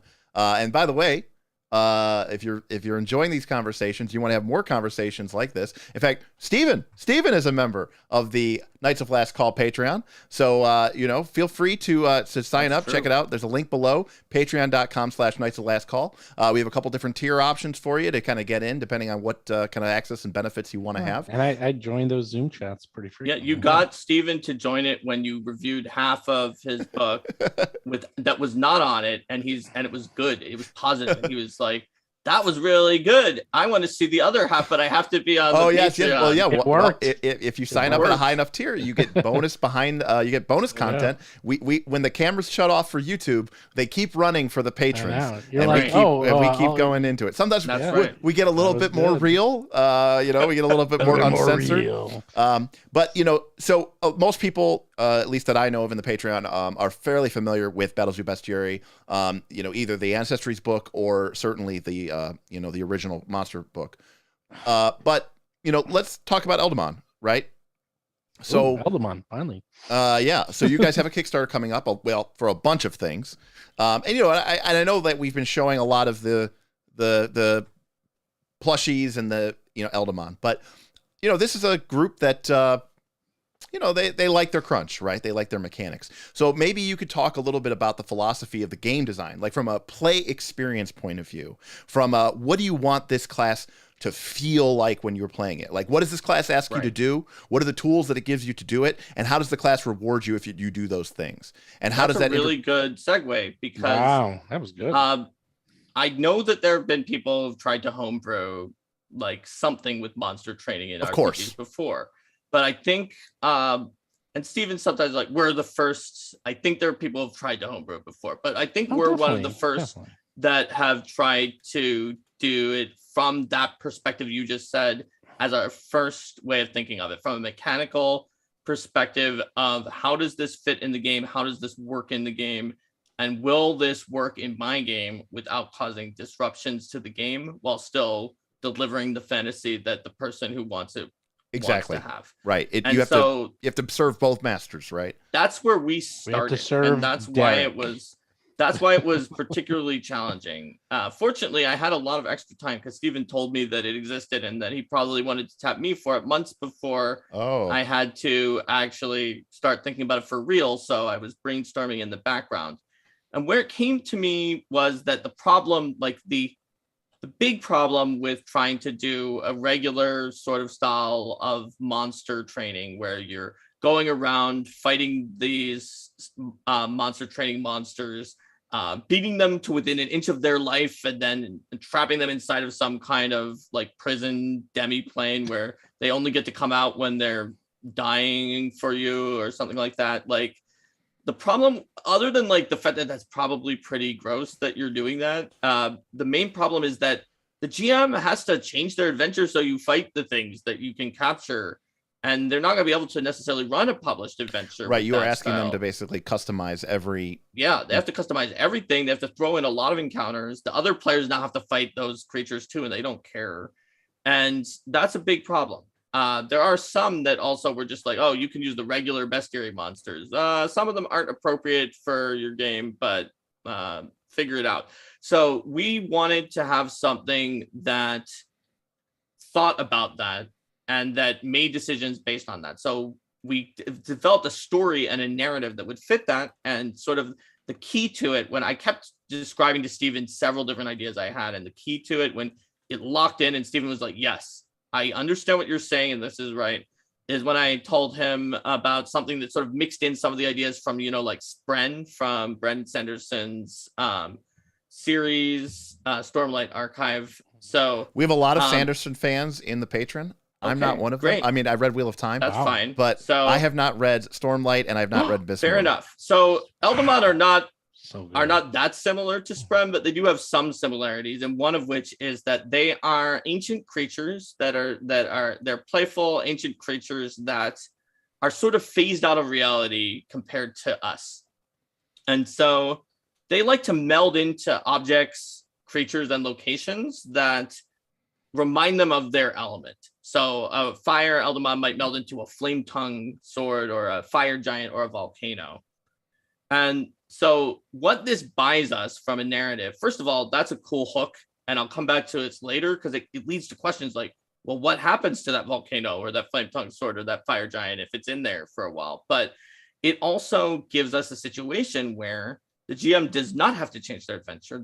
If they want, they can tailor their adventure. That's fine. You can go buy in as much as you want and as little as you want.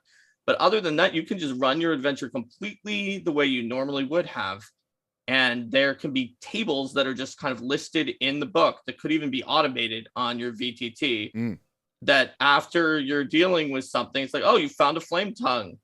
Press on the VTT, and it tells you, oh yeah, there was a fire Eldamon there. It was an uncommon one that was in that flame tongue. And so they generally like peek their head out if something interesting happens, like a new person picks up the object they were in, or someone beats the creature that they were in, and they're like, oh, what's going on? So it's just sort of inherently added. If the GM doesn't, it's just like, it's like maybe on the Derek side, it's just, I don't like him and I don't want to role play about him. The GM doesn't even have to do anything. The player could roll it themselves and then not describe the scene of talking to the Eldamon to the rest of the players if they wanted to. How does that random acquisition, though, factor into something as tightly balanced as Pathfinder 2nd Edition?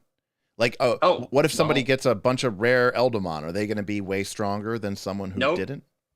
Just like most things in Pathfinder 2nd Edition, the math rarity is not a direct indicator of power. Like, you're never going to see a 3rd level spell in Pathfinder 2nd Edition that's like Steven's Fireball. It does 4d6 per level, or it does 10d6 plus 4d6 for every heightened level, and an 80-foot radius, but doesn't hit your allies. Or, you're not going to have something that's just better. But it was rare. It was rare.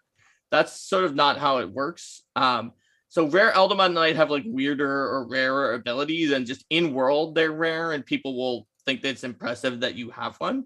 But you don't have to use the random aspect. Like, I can imagine a GM who's wanted a plot device for their Eldamon trainer character and says, by fiat, you have this, you start with this super ultra rare Eldamon that most people would not spend their whole lifetime trying to look for. And that's sort of like the mystery of your character. And also the way that people are going to interact with your character is based around the fact that they see that you have this and they know it's rare. So you can absolutely use or not use those random tables as much as you want. But the point is, it's easy for the GM not to have to get involved if they don't want to. And that's very important. So when it comes to Eldamon in general, you befriend them, you don't beat the stuffing out of them. And then when they're phased out, they can fight each other. They're kind of just de-energizes them. It's not going to kill them or really hurt them or cause pain. But like if they create a fire, it doesn't like create a wildfire in real life and burn the trees down because they're phased out. It might create a heat wave if a lot of them create fire abilities, and if a lot of wood ones use their powers, it might make plants grow better. Do you see the Eldamon trainer filling the same role as sort of a support caster then? Or like maybe like an alchemist? Like, not quite, because Derek, you've jumped ahead of me by just a second. I'm sorry. Which is, no, it's totally fine. You've in fact given me the exact segue I was about to make, which is, if you're an Eldamon trainer, then you can phase an Eldamon in at the expense of phasing yourself out. And now those fire blasts will start a wildfire, and you can burn the ogre with them. So I see an Eldamon trainer as being flexible and able to perform various roles in the party depending on which Eldamon they send out. Like a life Eldamon might be more supportive and be able to heal you or give you some temporary hit points, versus a death Eldamon is not going to do that for you. Do these work on like a focus pool system? So it is not spell slots. It is not focus points. It is also not cantrips. It's a little bit in between cantrips and focus points. That's something new then, Mark. Yeah, it's between cantrips and focus points in a way that is rotational. That's sort of why I described on the elemental avatar as well, because it uses the same abilities as the Eldamon inside of you. So I sort of hinted at a question, right? What happens if an Eldamon is just sitting around in your sword? Maybe it becomes a relic with gifts from fire, because a fire Eldamon was in it. What if it's sitting in your fire giant? Well, maybe that fire giant, if the GM wants, if they don't want to, they don't have to do this. Maybe they pre-roll and there's a fire Eldamon and they give it an extra ability from the fire Eldamon. Yeah. What if it's sitting in you, Derek? What if it's in your body for years? Well, you might become an elemental avatar and start manifesting those powers yourself. Fire Lord Zuko. Yeah. Or in the case of our iconic is an ice user. Yeah. So is his name Nash Fetchum? It's not, because also you don't have to collect Eldamon in that case. It's just within you, and you meditate to get in touch with that one Eldamon that's within you. Got it. And if you hate Eldamon, Derek, then you can say they're meditating to get in touch with like the ice force. Well, no, and instead it's funny. of an Eldamon. You don't need as you were Eldamon saying that. So part. one of the things, for me, the fictional mechanical narrative connection between things is very important to me in TTRPGs. I want my fiction to inform my mechanics, and I want my mechanics to then inform my fiction. I don't like effects that seem to exist and don't have any sort of tie into anything. And so one of the things, we are using automatic bonus progression in our Quest for the Frozen Flames Pathfinder 2 AP. On a high level, that's fine, but there's a part of me that goes, okay, but why? And one of the themes that I've given in this campaign is that this group of heroes who are sort of the unlikely heroes of their tribe, there's a destiny to them. There is the blessings of the ancestors are with them. The blessings of Sister Cinder, aka Saren Ray, has kind of maybe chosen these group of people to be her champions, or to that end. And even then, spoiler alert, but the passing of the leader of the Broken Tusk tribe mentions that, I will be with you, your ancestors will be with you. In my game, even though it doesn't matter at all, I like to think of automatic bonus progression as being those spirits of your ancestors, of your people, imbuing your weapons with this energy, with this life force, with this magical power. As you were saying that, I was like, wow, that is literally something that I would take, even if I didn't use Eldamon at all. I would file off all the serial numbers, and I might say, like the spirit, you beat, Karadaras, you took the pass over the mountain, and the ice spirits that dwell there respect you. And for braving the elements, those ice spirits, either as a blessing or they're drawn to your valor, imbue your armor, or your weapon, or your soul, and you could use those as a way to kind of give players interesting abilities and buffs. I think that's really cool. Yeah, absolutely, and it's got the same kind of rotational play style that's kind of interesting. And here's another one for you, Derek. You might even be able to use the Eldamon trainer in that way. By considering it to be more of a metamorphosis class, there are some small adjustments you can make to it. Since you're phasing yourself out to be able to phase the creature in. Right, we got to preserve the action. Some adjustments, you could be like, well, I'm learning new forms in this extremely flexible shapeshifter class that has 80 different forms, which can evolve into, each one has a stronger version of itself that I can eventually learn. And so you could do it that way and just not have Eldamon be like, yeah, you have, the spirits of crystals have gone into you, and now you can transform into that cat that Steven is holding, but like a more battle version of it that looks like a pharaoh for some reason. Awesome. Awesome. All right. Well, we're moving right along here. GM Scott jumped to the top of the queue with a $10 tip. GM Scott, also a big fan of Knights of the Last Call, and we actually had an opportunity to sit down with him at Origins, have a couple beers with him, and he got to show up on one of our podcasts, so that was pretty cool. GM Scott asks, and I'm going to rephrase his question a little bit, but GM Scott basically asks, APs contain special spells that seem to exist only to be used against the players, right? Like, you read the spell description and you go, okay, it's clearly for that NPC to be used in that encounter. When the target drops to 0 hit points, but before they die, it has some weird trigger. Why not just give the enemy a special ability? Why clutter the spell space? So let me kind of rephrase this question, I think, in a way that is more more generic. Like, when you're designing an AP, like, why create spells and not just create special abilities? If players want to get some cool loot. But how are they going to get the spell? Like, it's a sorcerer. Yeah, well, you make sure they can. Monster Mage. You make sure that they can. You make sure. Well, I mean, if it's an innate spell, Monster Mage, yes. I mean, don't you think that though that kind of just clutters up and dilutes the spells a bit? Like, a lot of these spells are so specific.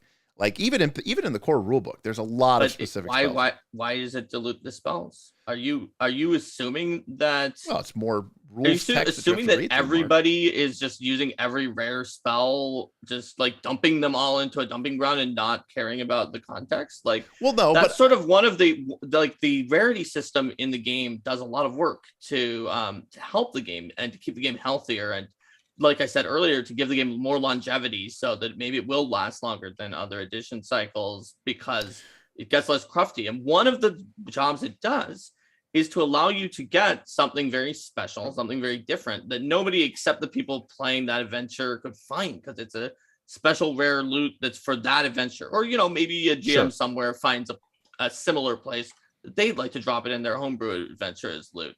So, and I think it doesn't clutter up the game unless you come to the game from the assumption of like everything that's ever been printed is mine. And if the GM doesn't let me have it, they're a tyrant, which some people do. And that's an okay assumption. And if you use that assumption, then it is cluttering the game, but that's not where we're assuming everybody is at. I mean, I guess one of my questions, I'd love, Stephen, you've run a lot of these APs. I find that spellcasters for me are the hardest monsters to run, because you essentially have this list of abilities and it might be 25 long because each spell does its own thing. And yes, it's Fireball. I know what Fireball is. Everybody knows what Fireball is. It's easy to do.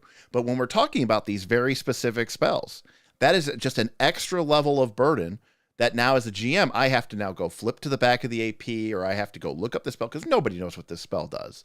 And I personally feel like spellcasters are some of my least favorite foes, villains, monsters, creatures, whatever, to play against the party, just because there's so many spell slots, especially as you get higher level. Oh, Derek, you know I agree with you. I know, that's why I'm kind of leaving. If I had my way, spellcasters would like not even be as complicated as they are overall. And I know that's true for a lot of the designers. Like, you know, Logan didn't want them to have a million spells either. We took a lot of the crufty innate spells out of creatures. If you look at like devils and demons, they have far fewer than they did in Pathfinder First Edition, and tried to keep only the ones useful in a fight, out of a fight for the story. However, playtest data showed that if the one that is supposed to be kind of a wizard, like a lich, didn't go all the way down to the lowest level spells that never really actually matter, people felt bad about it. I don't know if you know this yet. I don't know if you know this yet, Mark. But the people are always wrong, okay, Mark? No, they can't be wrong because they are the people. Listen, Steve Jobs says, compared to you, Derek. Steve Jobs said, don't ever ask the people what they want because they don't know what they want. You have to tell them what they want. They know what they want because we tried to give them the other one, and they said that they didn't like it. So that's easier. You don't ask in advance. You try to do something new. That's what the playtest did. It tried a lot of like trickier or more challenging things. Even certain things like 4 degrees of success. Let me tell you, the other designers were not sure about it. They thought it might be too complicated, but they definitely had enough design chops to know this is the kind of thing we playtest. Let's put it in. Sure. We're not going to know whether it's too complicated or not until we try. And you'd be surprised how many changes were highly esteemed. Like the change to sorcerers, I thought players were going to throw a fit that they weren't always arcane, and that they had a tradition based on what their actual bloodline was, and they loved it. I agree. Like 94% of people or something like that said it was very good. And that so I was expecting what you said, Gary, which is, you know, people would just want things not to change, but that wasn't true. And so we have to take into account that that's what people wanted. I'm with you that spellcasters should have fewer spells, but I think that blaming that one special spell that's a special thing for the PCs to find for an overall endemic problem of spellcasters having too many spells is putting the blame in the wrong place. Because to me, that special spell is one of the few spells they should keep, right? Like if they have 20 spells, one of which is that special spell, yeah, it's too hard. But they should only have 5, and one of them should be that. In that situation, I'll agree with you. And that's like, oh, that's the cool thing that this guy can do. We haven't seen this before in the campaign. That's awesome. Granted, GM Spot, you know that I'm a 4th edition fan. I would just say, you know, it could just be a power ability. But if you want the players to have some sort of form of mechanical access to that spell, granted, it's Pathfinder 2, so there's like a 90% chance that the spell usually involves people's insides exploding out through their eyeballs, and then their stomach comes alive, and it tries to eat other people by making them vomit. You're not a fan of Michael's spells from APG? No. Michael Raccoon? No. He did all of those really thematically gross the body horror spells. I don't like a single one of them. Those are all him. I'm sorry. Hey, I just want to give a quick shout. I didn't really have a question. Michael Sanders came on and gave us a $20 tip. He said, glad to see you bring on Mark and Steve. Thank you for your time. One of the few live streams I can actually make, and I'm really enjoying it. But Michael, with that generous tip, has put us over our $500 tip goal that we've been building on for the last couple weeks for our brand new Root game. Nice. So we are going to be bringing you a second actual play. Spoiler, we were kind of expecting to hit this goal eventually, so we've been starting to prepare for it anyways. But yes, it is true. We are going to be playing Root, which is a Powered by the Apocalypse game, and it is nominated for a 2022 ENnie for Game of the Year. And so in addition to our Pathfinder 2 campaign, we are also going to be bringing you a Powered by the Apocalypse game. So if you want to see a crunchy, mechanical game of exciting adventure in the snow tundra lands of the Realm of the Mammoth Lords, you could tune in on Tuesdays. And then if you want to check out a bunch of anthropomorphic animals overthrowing empires and burning down military industrial complexes, well, then you could tune in on the other Tuesdays. So thank you. Woo. All right. Well, we only have 3 questions left, and let's see if we can knock them out really quick, and then I'll give the final word to Mark and Stephen. I think this is a good question as well. Shadram asks, and this is sort of, again, a generic philosophy, and I'd like to hear from I'd like to hear from Stephen first. Oh. With the rise of VTTs and the fall of being in the same room as other people, Mark, we were talking about this before we went live. What would you do differently in a version of Pathfinder that was designed for the VTT from the ground up, or maybe just role-playing games in general? What are some things that you think might be interesting to do, or that you couldn't do at like a tabletop that you could get away with if you designed an RPG system, maybe Pathfinder 2, but any really, that you knew was never going to be played in person? Well, those are called video games, Derek. Called World of Warcraft, those sort of things. No, seriously. I mean, the math could be not just tight but complex, because if it's going to be a VTT, you don't have to worry. You can do insane calculations that are just impossible. I mean, I play a lot of board games, and I remember, here's a good example, is that we used to play Titan. Do you remember Titan? The Warlord, the board game. The board game. The big ones with the mechs? No, it was basically, it was like little arena fighting. Fight monsters. And it was one of these games that would take us like an hour to play. It was, all these rules, and it was really complex, blah, blah, blah.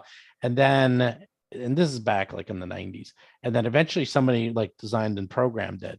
And I played it online, and I played it on my computer, and it took like 3 minutes. Right. And I remember being like, wow. BattleTech is very similar in this way. It's like this game that used to take us an hour to like play is actually like a 3-minute game, which made me understand like the math involved with some of these games was just too much.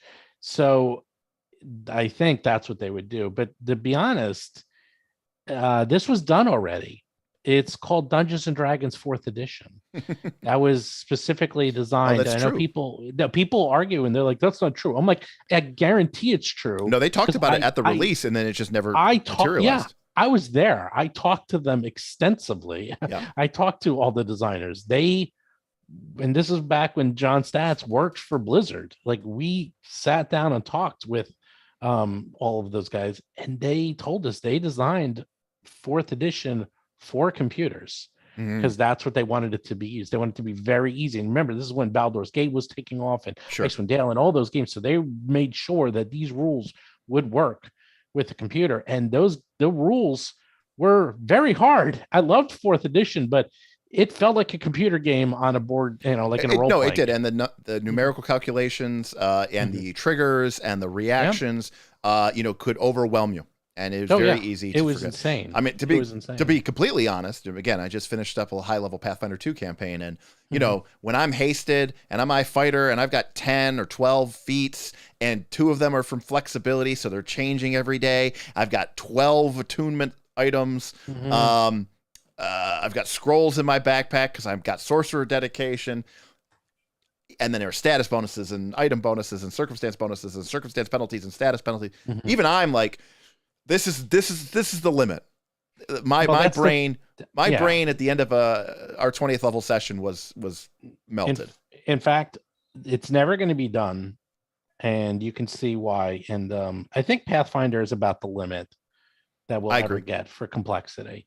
And you can see where Pathfinder 1 was more complex. So I understand. I completely agree. Well, Pathfinder D&D first edition was more complex than all these combined. I mean, my point is that at this point where we are with design space for modern design, that fourth edition and then fifth edition was almost a literally 180 for complexity. And look how popular fifth edition is. And I hate to break it to you, it's popular because it's so easy and has so little crunch and is so simple to jump in and just start talking and playing.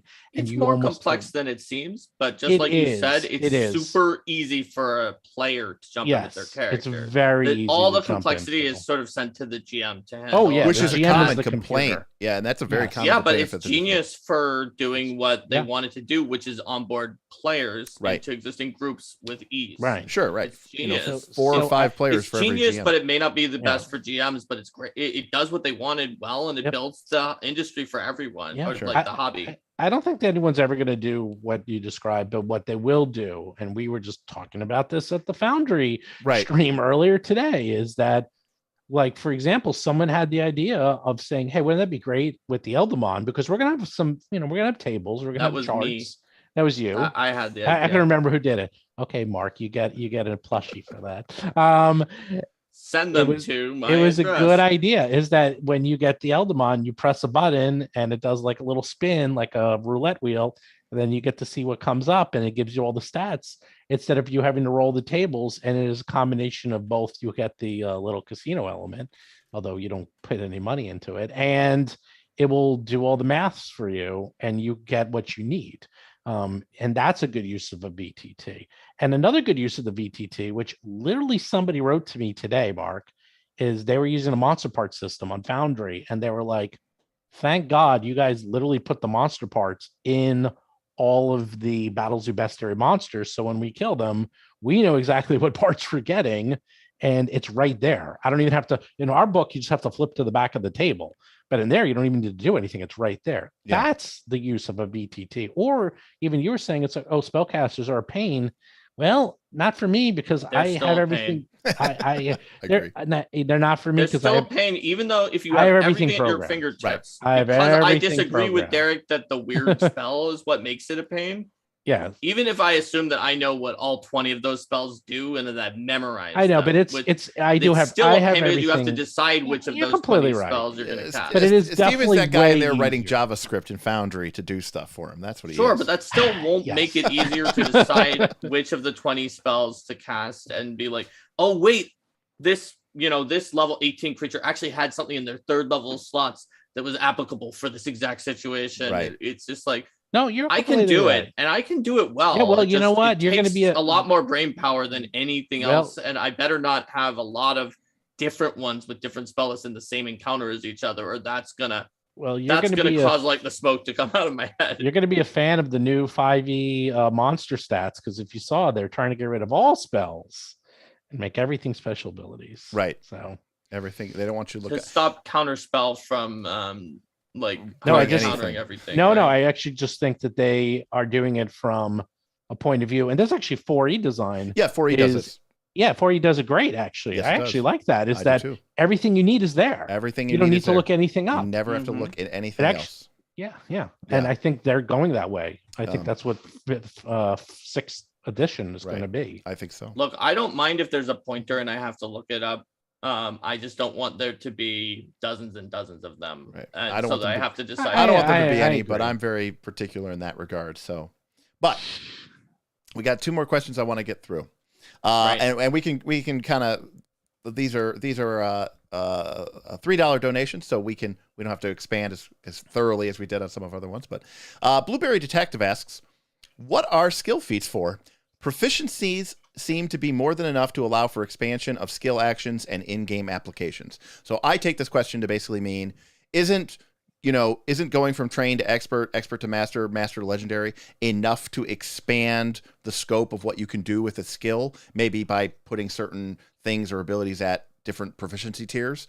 In other words, why did skill feats make their way into the game, Mark? Like what was the thought process behind that? So if you're let's consider the hypothetical, which is everything that now exists as skill feats just automatically happens at the appropriate tiers. So like cat fall just always happens at acrobatics at each of the points where cat fall reduces your fall. Just all of them do. The problem with that is that is incredibly unwieldy and for the player to play the game, because now it's like, oh, I became expert in acrobatics, so I have to now remember, and I don't even have like a feat or something else on my sheet that's reminding me that what? I think it's 25 feet if you're expert. Yeah, but and you have cat fall. oh yeah, that's fine, Derek, and that's good, to know that it's 25 feet if you're expert. That's not everything I have to remember, because I have to remember that I can perform. You make a performance check with acrobatics. I have to remember that I can squeeze quickly, but not as quickly as if I was a master. That I can balance in adverse conditions. That I can crawl at a faster rate.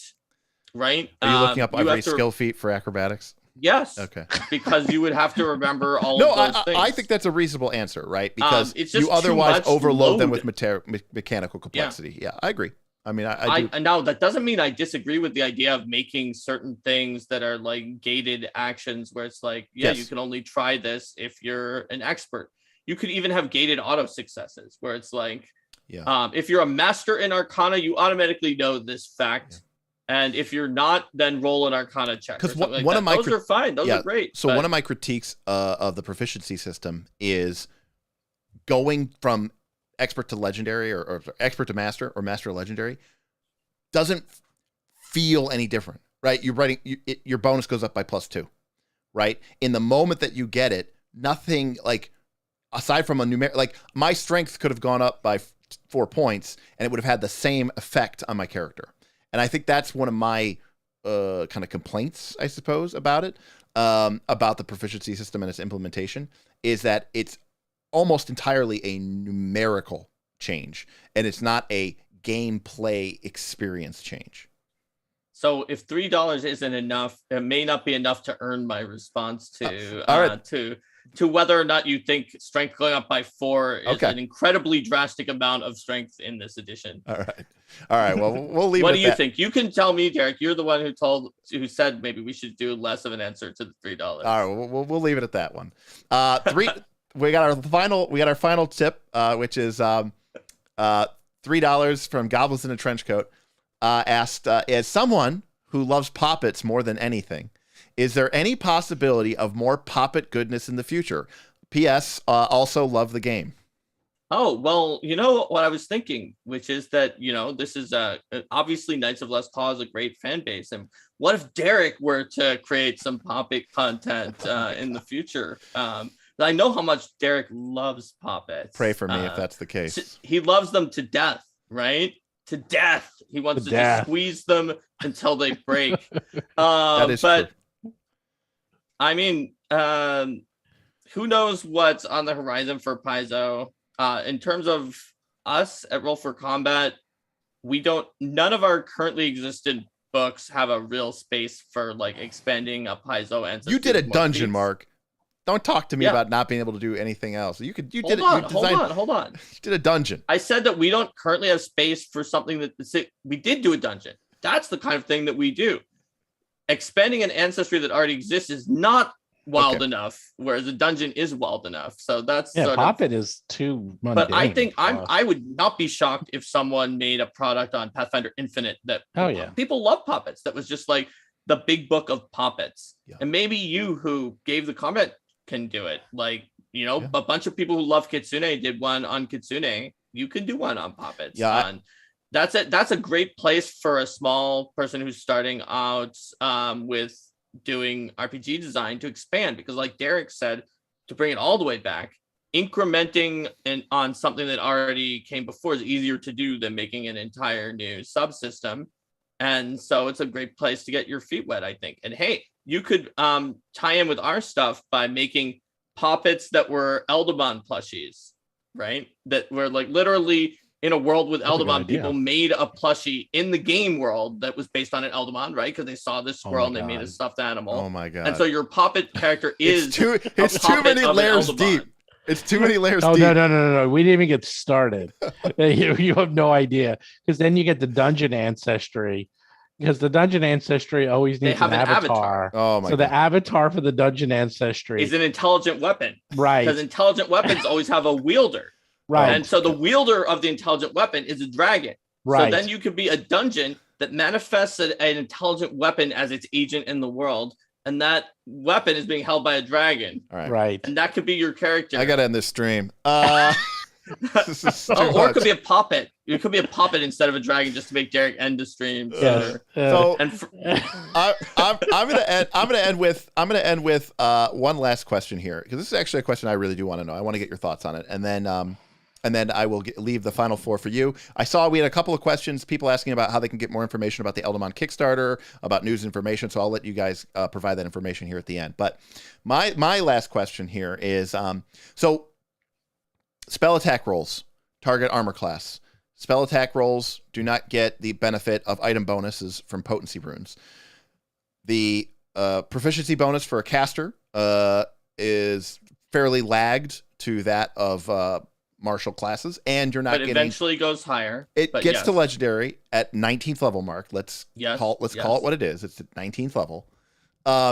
And so you are consistently 1, 2, 3, and I think there's even a point in the game where you are maybe close to 4 points.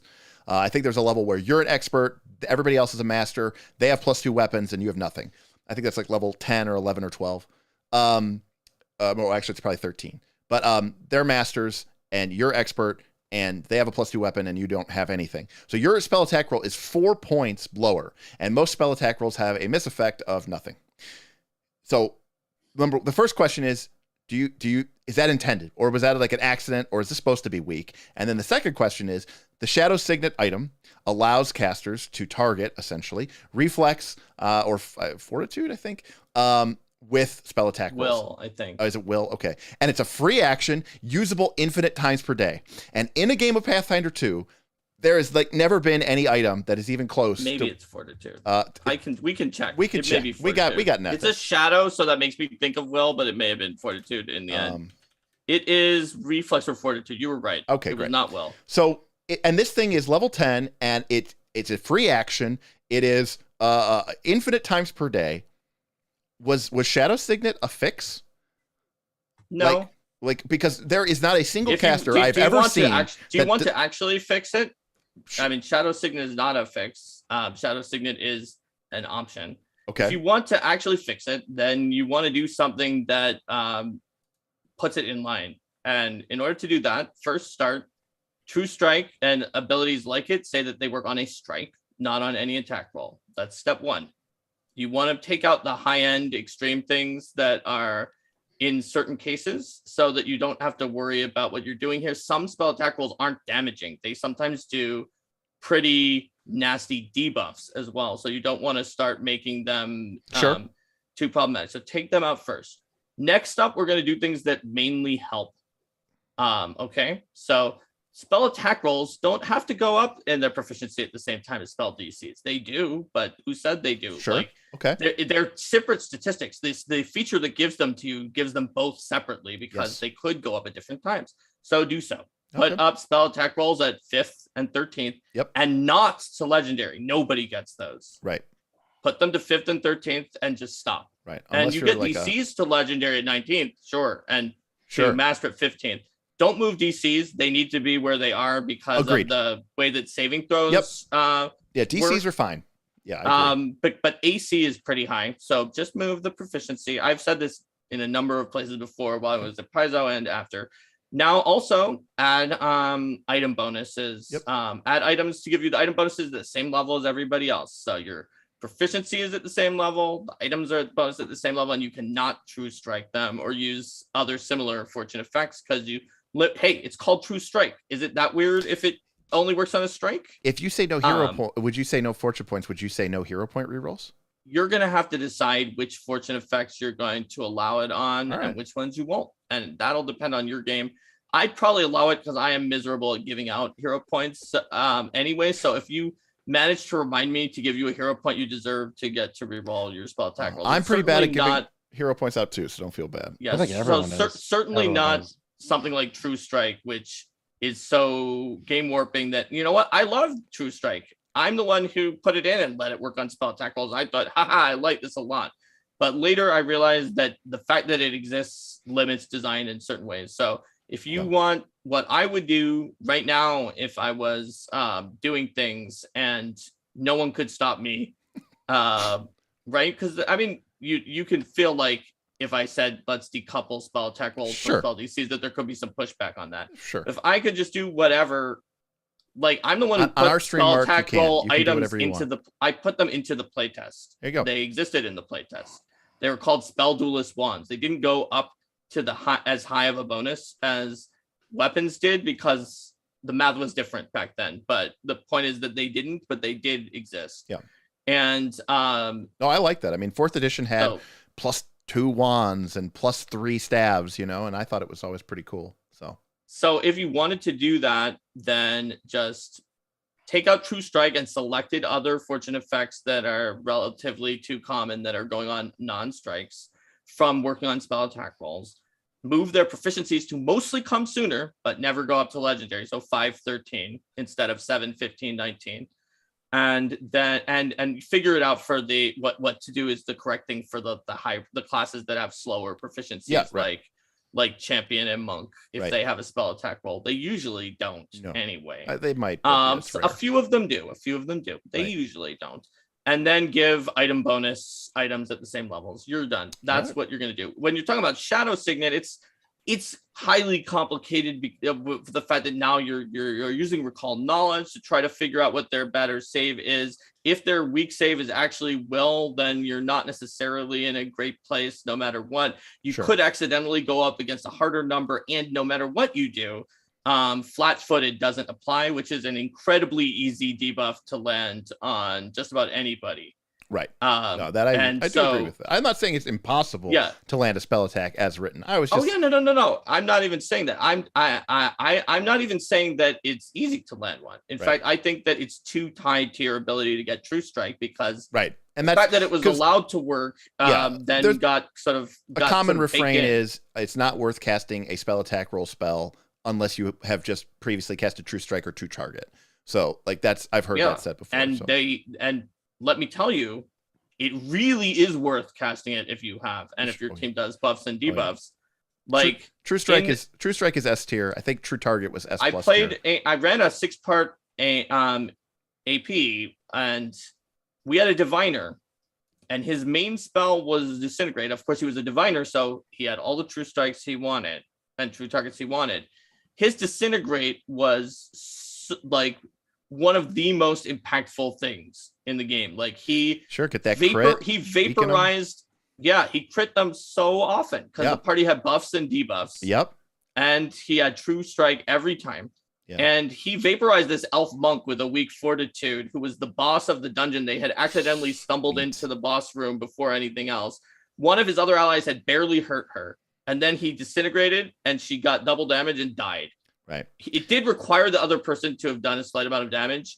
And the morale condition for the other monks was like, they will never surrender. They fight to the death because they're sure that their great mistress is invulnerable. And so I was like, you know what, though? She just got disintegrated in the first round. So I'm going to have them. And so I told them, I was like, your characters don't know this, but their morale condition in the book says they will never run. And yet they run screaming because like, that's just what happened. That's a mad flex. Yeah, it is. So what I'm saying, I guess, is no, I agree there are ways to do spell attack rolls better. That's how I would do it. If you want to make spell attack rolls more in line, do keep in mind. So I guess I've never tested this. So if you find that some of the spell attack rolls that have debuffs on them are getting a little bit spicy, maybe you can adjust those. There aren't that many that are debuff heavy, like Grave Enfeeblement. So you can figure those. You can figure those out. There a lot of them are damaging, so it should mostly work. So tell me how it went. I think at least one person on my Discord took me up on it, and they said it worked pretty well. So do it and tell me how it went. But my point is more so that I'm not saying there isn't anything weird about it. I'm just saying that Shadow Signet is not really like a fix or a thing that does a math adjustment automatically, because A, for some monsters with weak will saves, it might not help you. And B, even if the monster has a weak reflex or fortitude, you have to figure it out, which you probably won't pick the wrong one between reflex and fortitude just by looking at them, but you might pick think something that actually has a weak will, and you try their reflex save, and it was actually equal to their AC, which with flat-footed would have been lower, and you kind of messed yourself up. So that's my opinion on it, is that it's an interesting one, and it synergizes well with knowledgeable classes who have that information at their fingertips and can deploy it.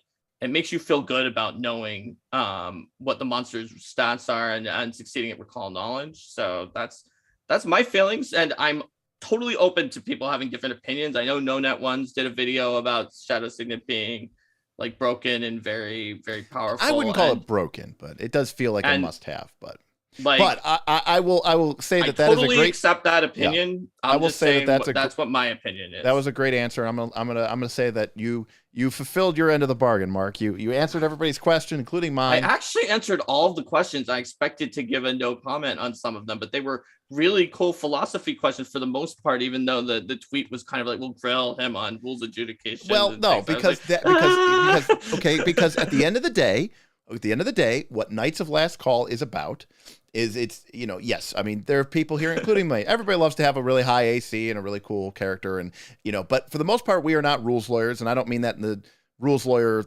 the Ronald sense as a derogatory mark.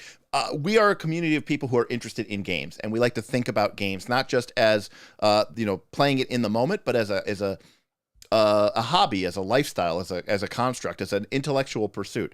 And so the questions that people were asking today, I think, is very reflective of the style of our community, which is absolutely more philosophical than I'm trying to get a +3 bonus. If I take a key and I take this magic item, I combine. Look, Garrett, I expected that just from everything I know of the community until I saw the tweet, and then I was like, oh no, is it going to have rules adjudication? Well, I think it was a little bit playful. We gotta spice it up. About it. So yeah, spicy. So before we go, I saw we had a couple people asking where can they get more information about the Eldamon Kickstarter. What are the exact dates? What do we need to know if we want to get support this? Very easy. You just go to kickstarter.rollforcombat.com. That's where you can sign up. And that's where the Kickstarter will be. So if you're watching this after July 26th up to August 26th, so for 1 month, that's where the Kickstarter will live. And you can pledge there. If you want to get updates. Do you say it was Kickstarter.rollforcombat? Kickstarter.rollforcombat. Here, I'll type it in. I got it. There. And the other thing you can also do is if you go to eldamon.com, you can sign up for our newsletter, which we have giving out information on pretty much everything on the Kickstarter. We give out some information about an Eldamon. We give out information about a BattleZoo Bestiary new monster with artwork. We're giving out the new monstrous ancestries from Year of Monsters. Every week we give out a new one. There's only 2 left that we haven't spoiled. And we didn't even talk about that, but we have the Year of Monsters, which is basically inspired a little bit from the Dragon Ancestry and the Dungeon Ancestry, where we're going to be coming out with 12 new monstrous ancestries throughout all 2022. We joked about the dungeon and the intelligent weapon here, but yeah, we barely scratched the surface, because that is something that Those I are think real. in fact, I think that it was almost a mistake for us not to say it until now. I hope people stayed to hear it, because just from what Derek said and from what I've seen about the Knights of Last Call community, I think that the BattleZoo Ancestries Year of Monsters is something that many people in this community would like, because it's not just that every month you get a new monstrous ancestry, either the demon, gremlin, intelligent weapon, dungeons expanded, Oni, nymph, doppelganger, minotaur, slime, Stheno, or 2 others that we haven't revealed yet. But we're also making you part of the design process with us. So we're going to have behind the scenes a YouTube stream only for backers to tell us about that. You've read it, you've played it, what do you think? And there are stretch goals to expand some of them with extra content and in a compilation book at the end. We're going to let you tell us in those streams what's missing. Like, what else can we do? we have ideas already. If there's nobody with new ideas, I can fill the space, but I'd rather fill it with what you want. And so we want to let you decide what your favorite thing is to fill any extra space we earn through the stretch goals by making it more that like you're part of a club if you join Year of Monsters. It also comes with the Foundry VTT module that'll just sort of automatically update itself, which is great too. Yeah, I love that you guys have made it a point to get your stuff on the Foundry. Right. Yeah, and it's a premium module. Foundry loves it too.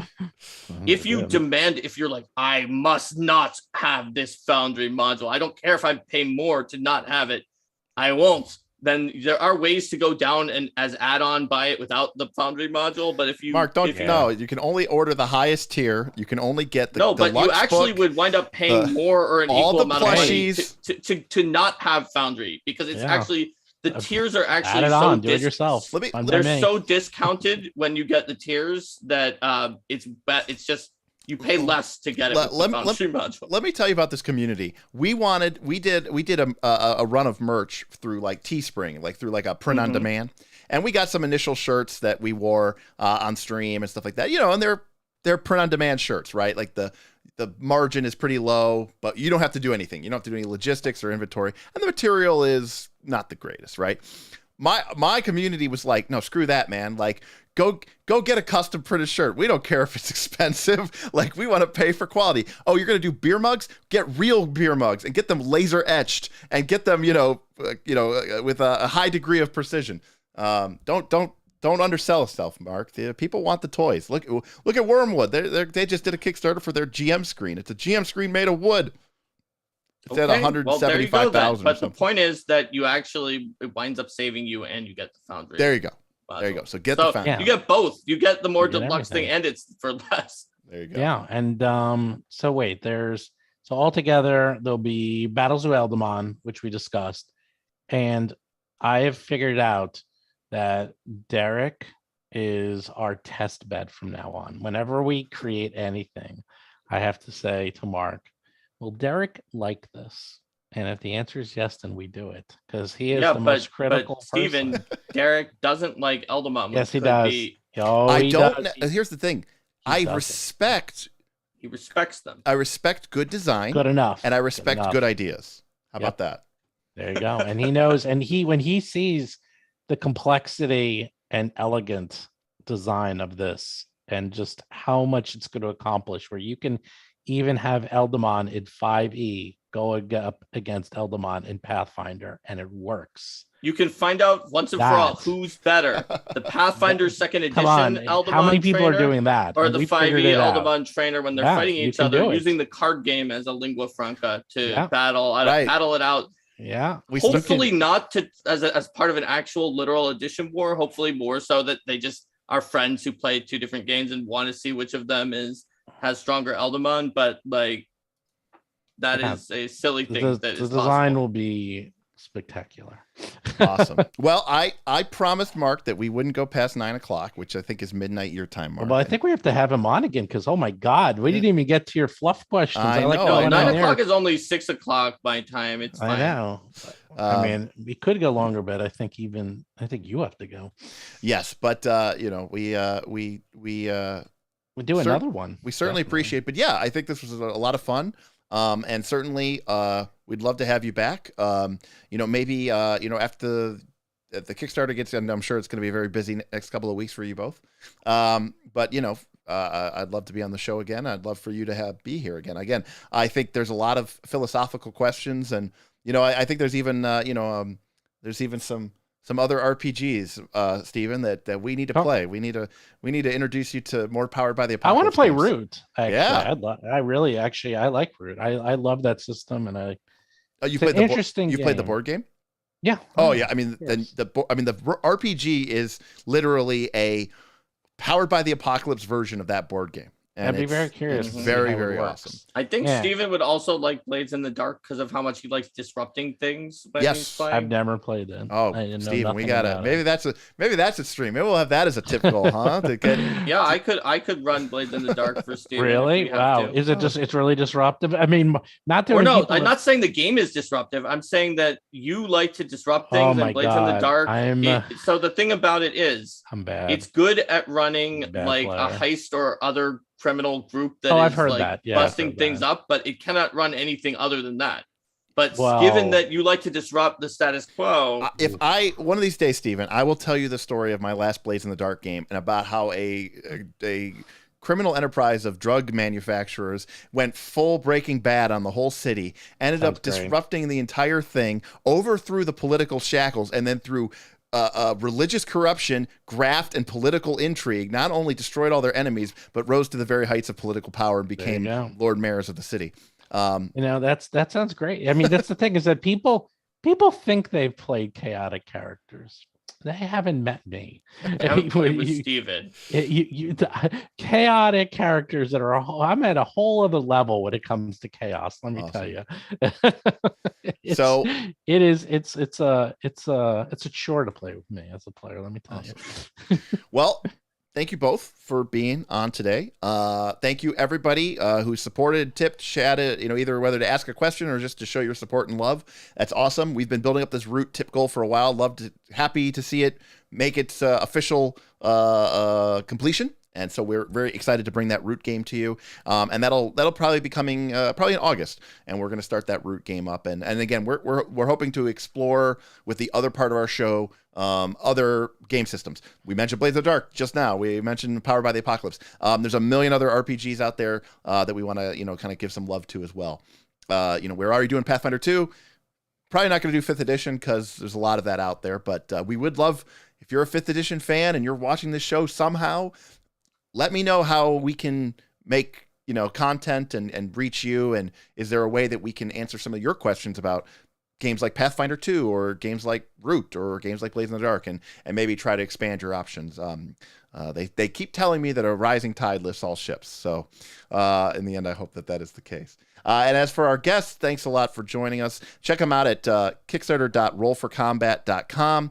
You're going to be checking out the Eldamon. I know that I'm probably going to be getting some cool sneak peeks and I'm going to be checking it out as they continue this development, and I'm excited. I'm excited to see what they do with the game system because again, that's for me variant rules, ways to expand the game, but doing so within the framework of the game is always what really interests me the most. So as a game designer nerd, so that's all I got for us today. So check us out next time. You guys we have a RFC stream next Tuesday. Do we have do we have a subject or TBD? There's a stream and we're not sure, but we're gonna have one of the main Foundry people on there. It's gonna be what's his name? It's like short for. Oh, I forgot already. His handle, but we have Foundry person. Oh no! Actually, I gotta look it up. Hold on. No, we have one of the where is he? Oh, hold on. Well, I know by his nicknames because there's like his nickname is what's his nickname? It's short for Shark. the name that he goes by in general. Anthema. Oh right, he's Anathema and he's Anathema. Nath. He goes by Nath on the stream, which is short for Anathema. I assume. Yeah, it's Nath. Okay, Nath. Yeah, Nath will be on the stream with us. Awesome. All right, cool. We're gonna probably talk something Foundry VTT related because it seems like a good idea. Yeah. I think that an episode about VTT use would be really interesting, especially since you might expect from being one of the top people in Foundry that maybe Nath is like Steven and automates everything, but he uses VTTs in a very unique way that was described by one of his players in the stream as like, he doesn't do that, but he'll creep you out by like playing voices talking to one of the players that the other players don't hear. So he's really leaning into the medium. and certain other things like that lead to paranoia and like horror by using it in kind of different ways than Steven's super user 50 modules with different like things that automate everything way. I do like 15 modules. It's not 15. I have a lot of modules. I'll freely admit. I think, Derek has way more than I do. Yeah, so there you go. Or Derek's super duper user. Yeah, that's true. So remember to check out RFC next Tuesday. We'll be back next Tuesday as well, Tuesday evening, 7 p.m. Eastern Standard Time, for our next episode of our Quest for the Frozen Flame Adventure Path series.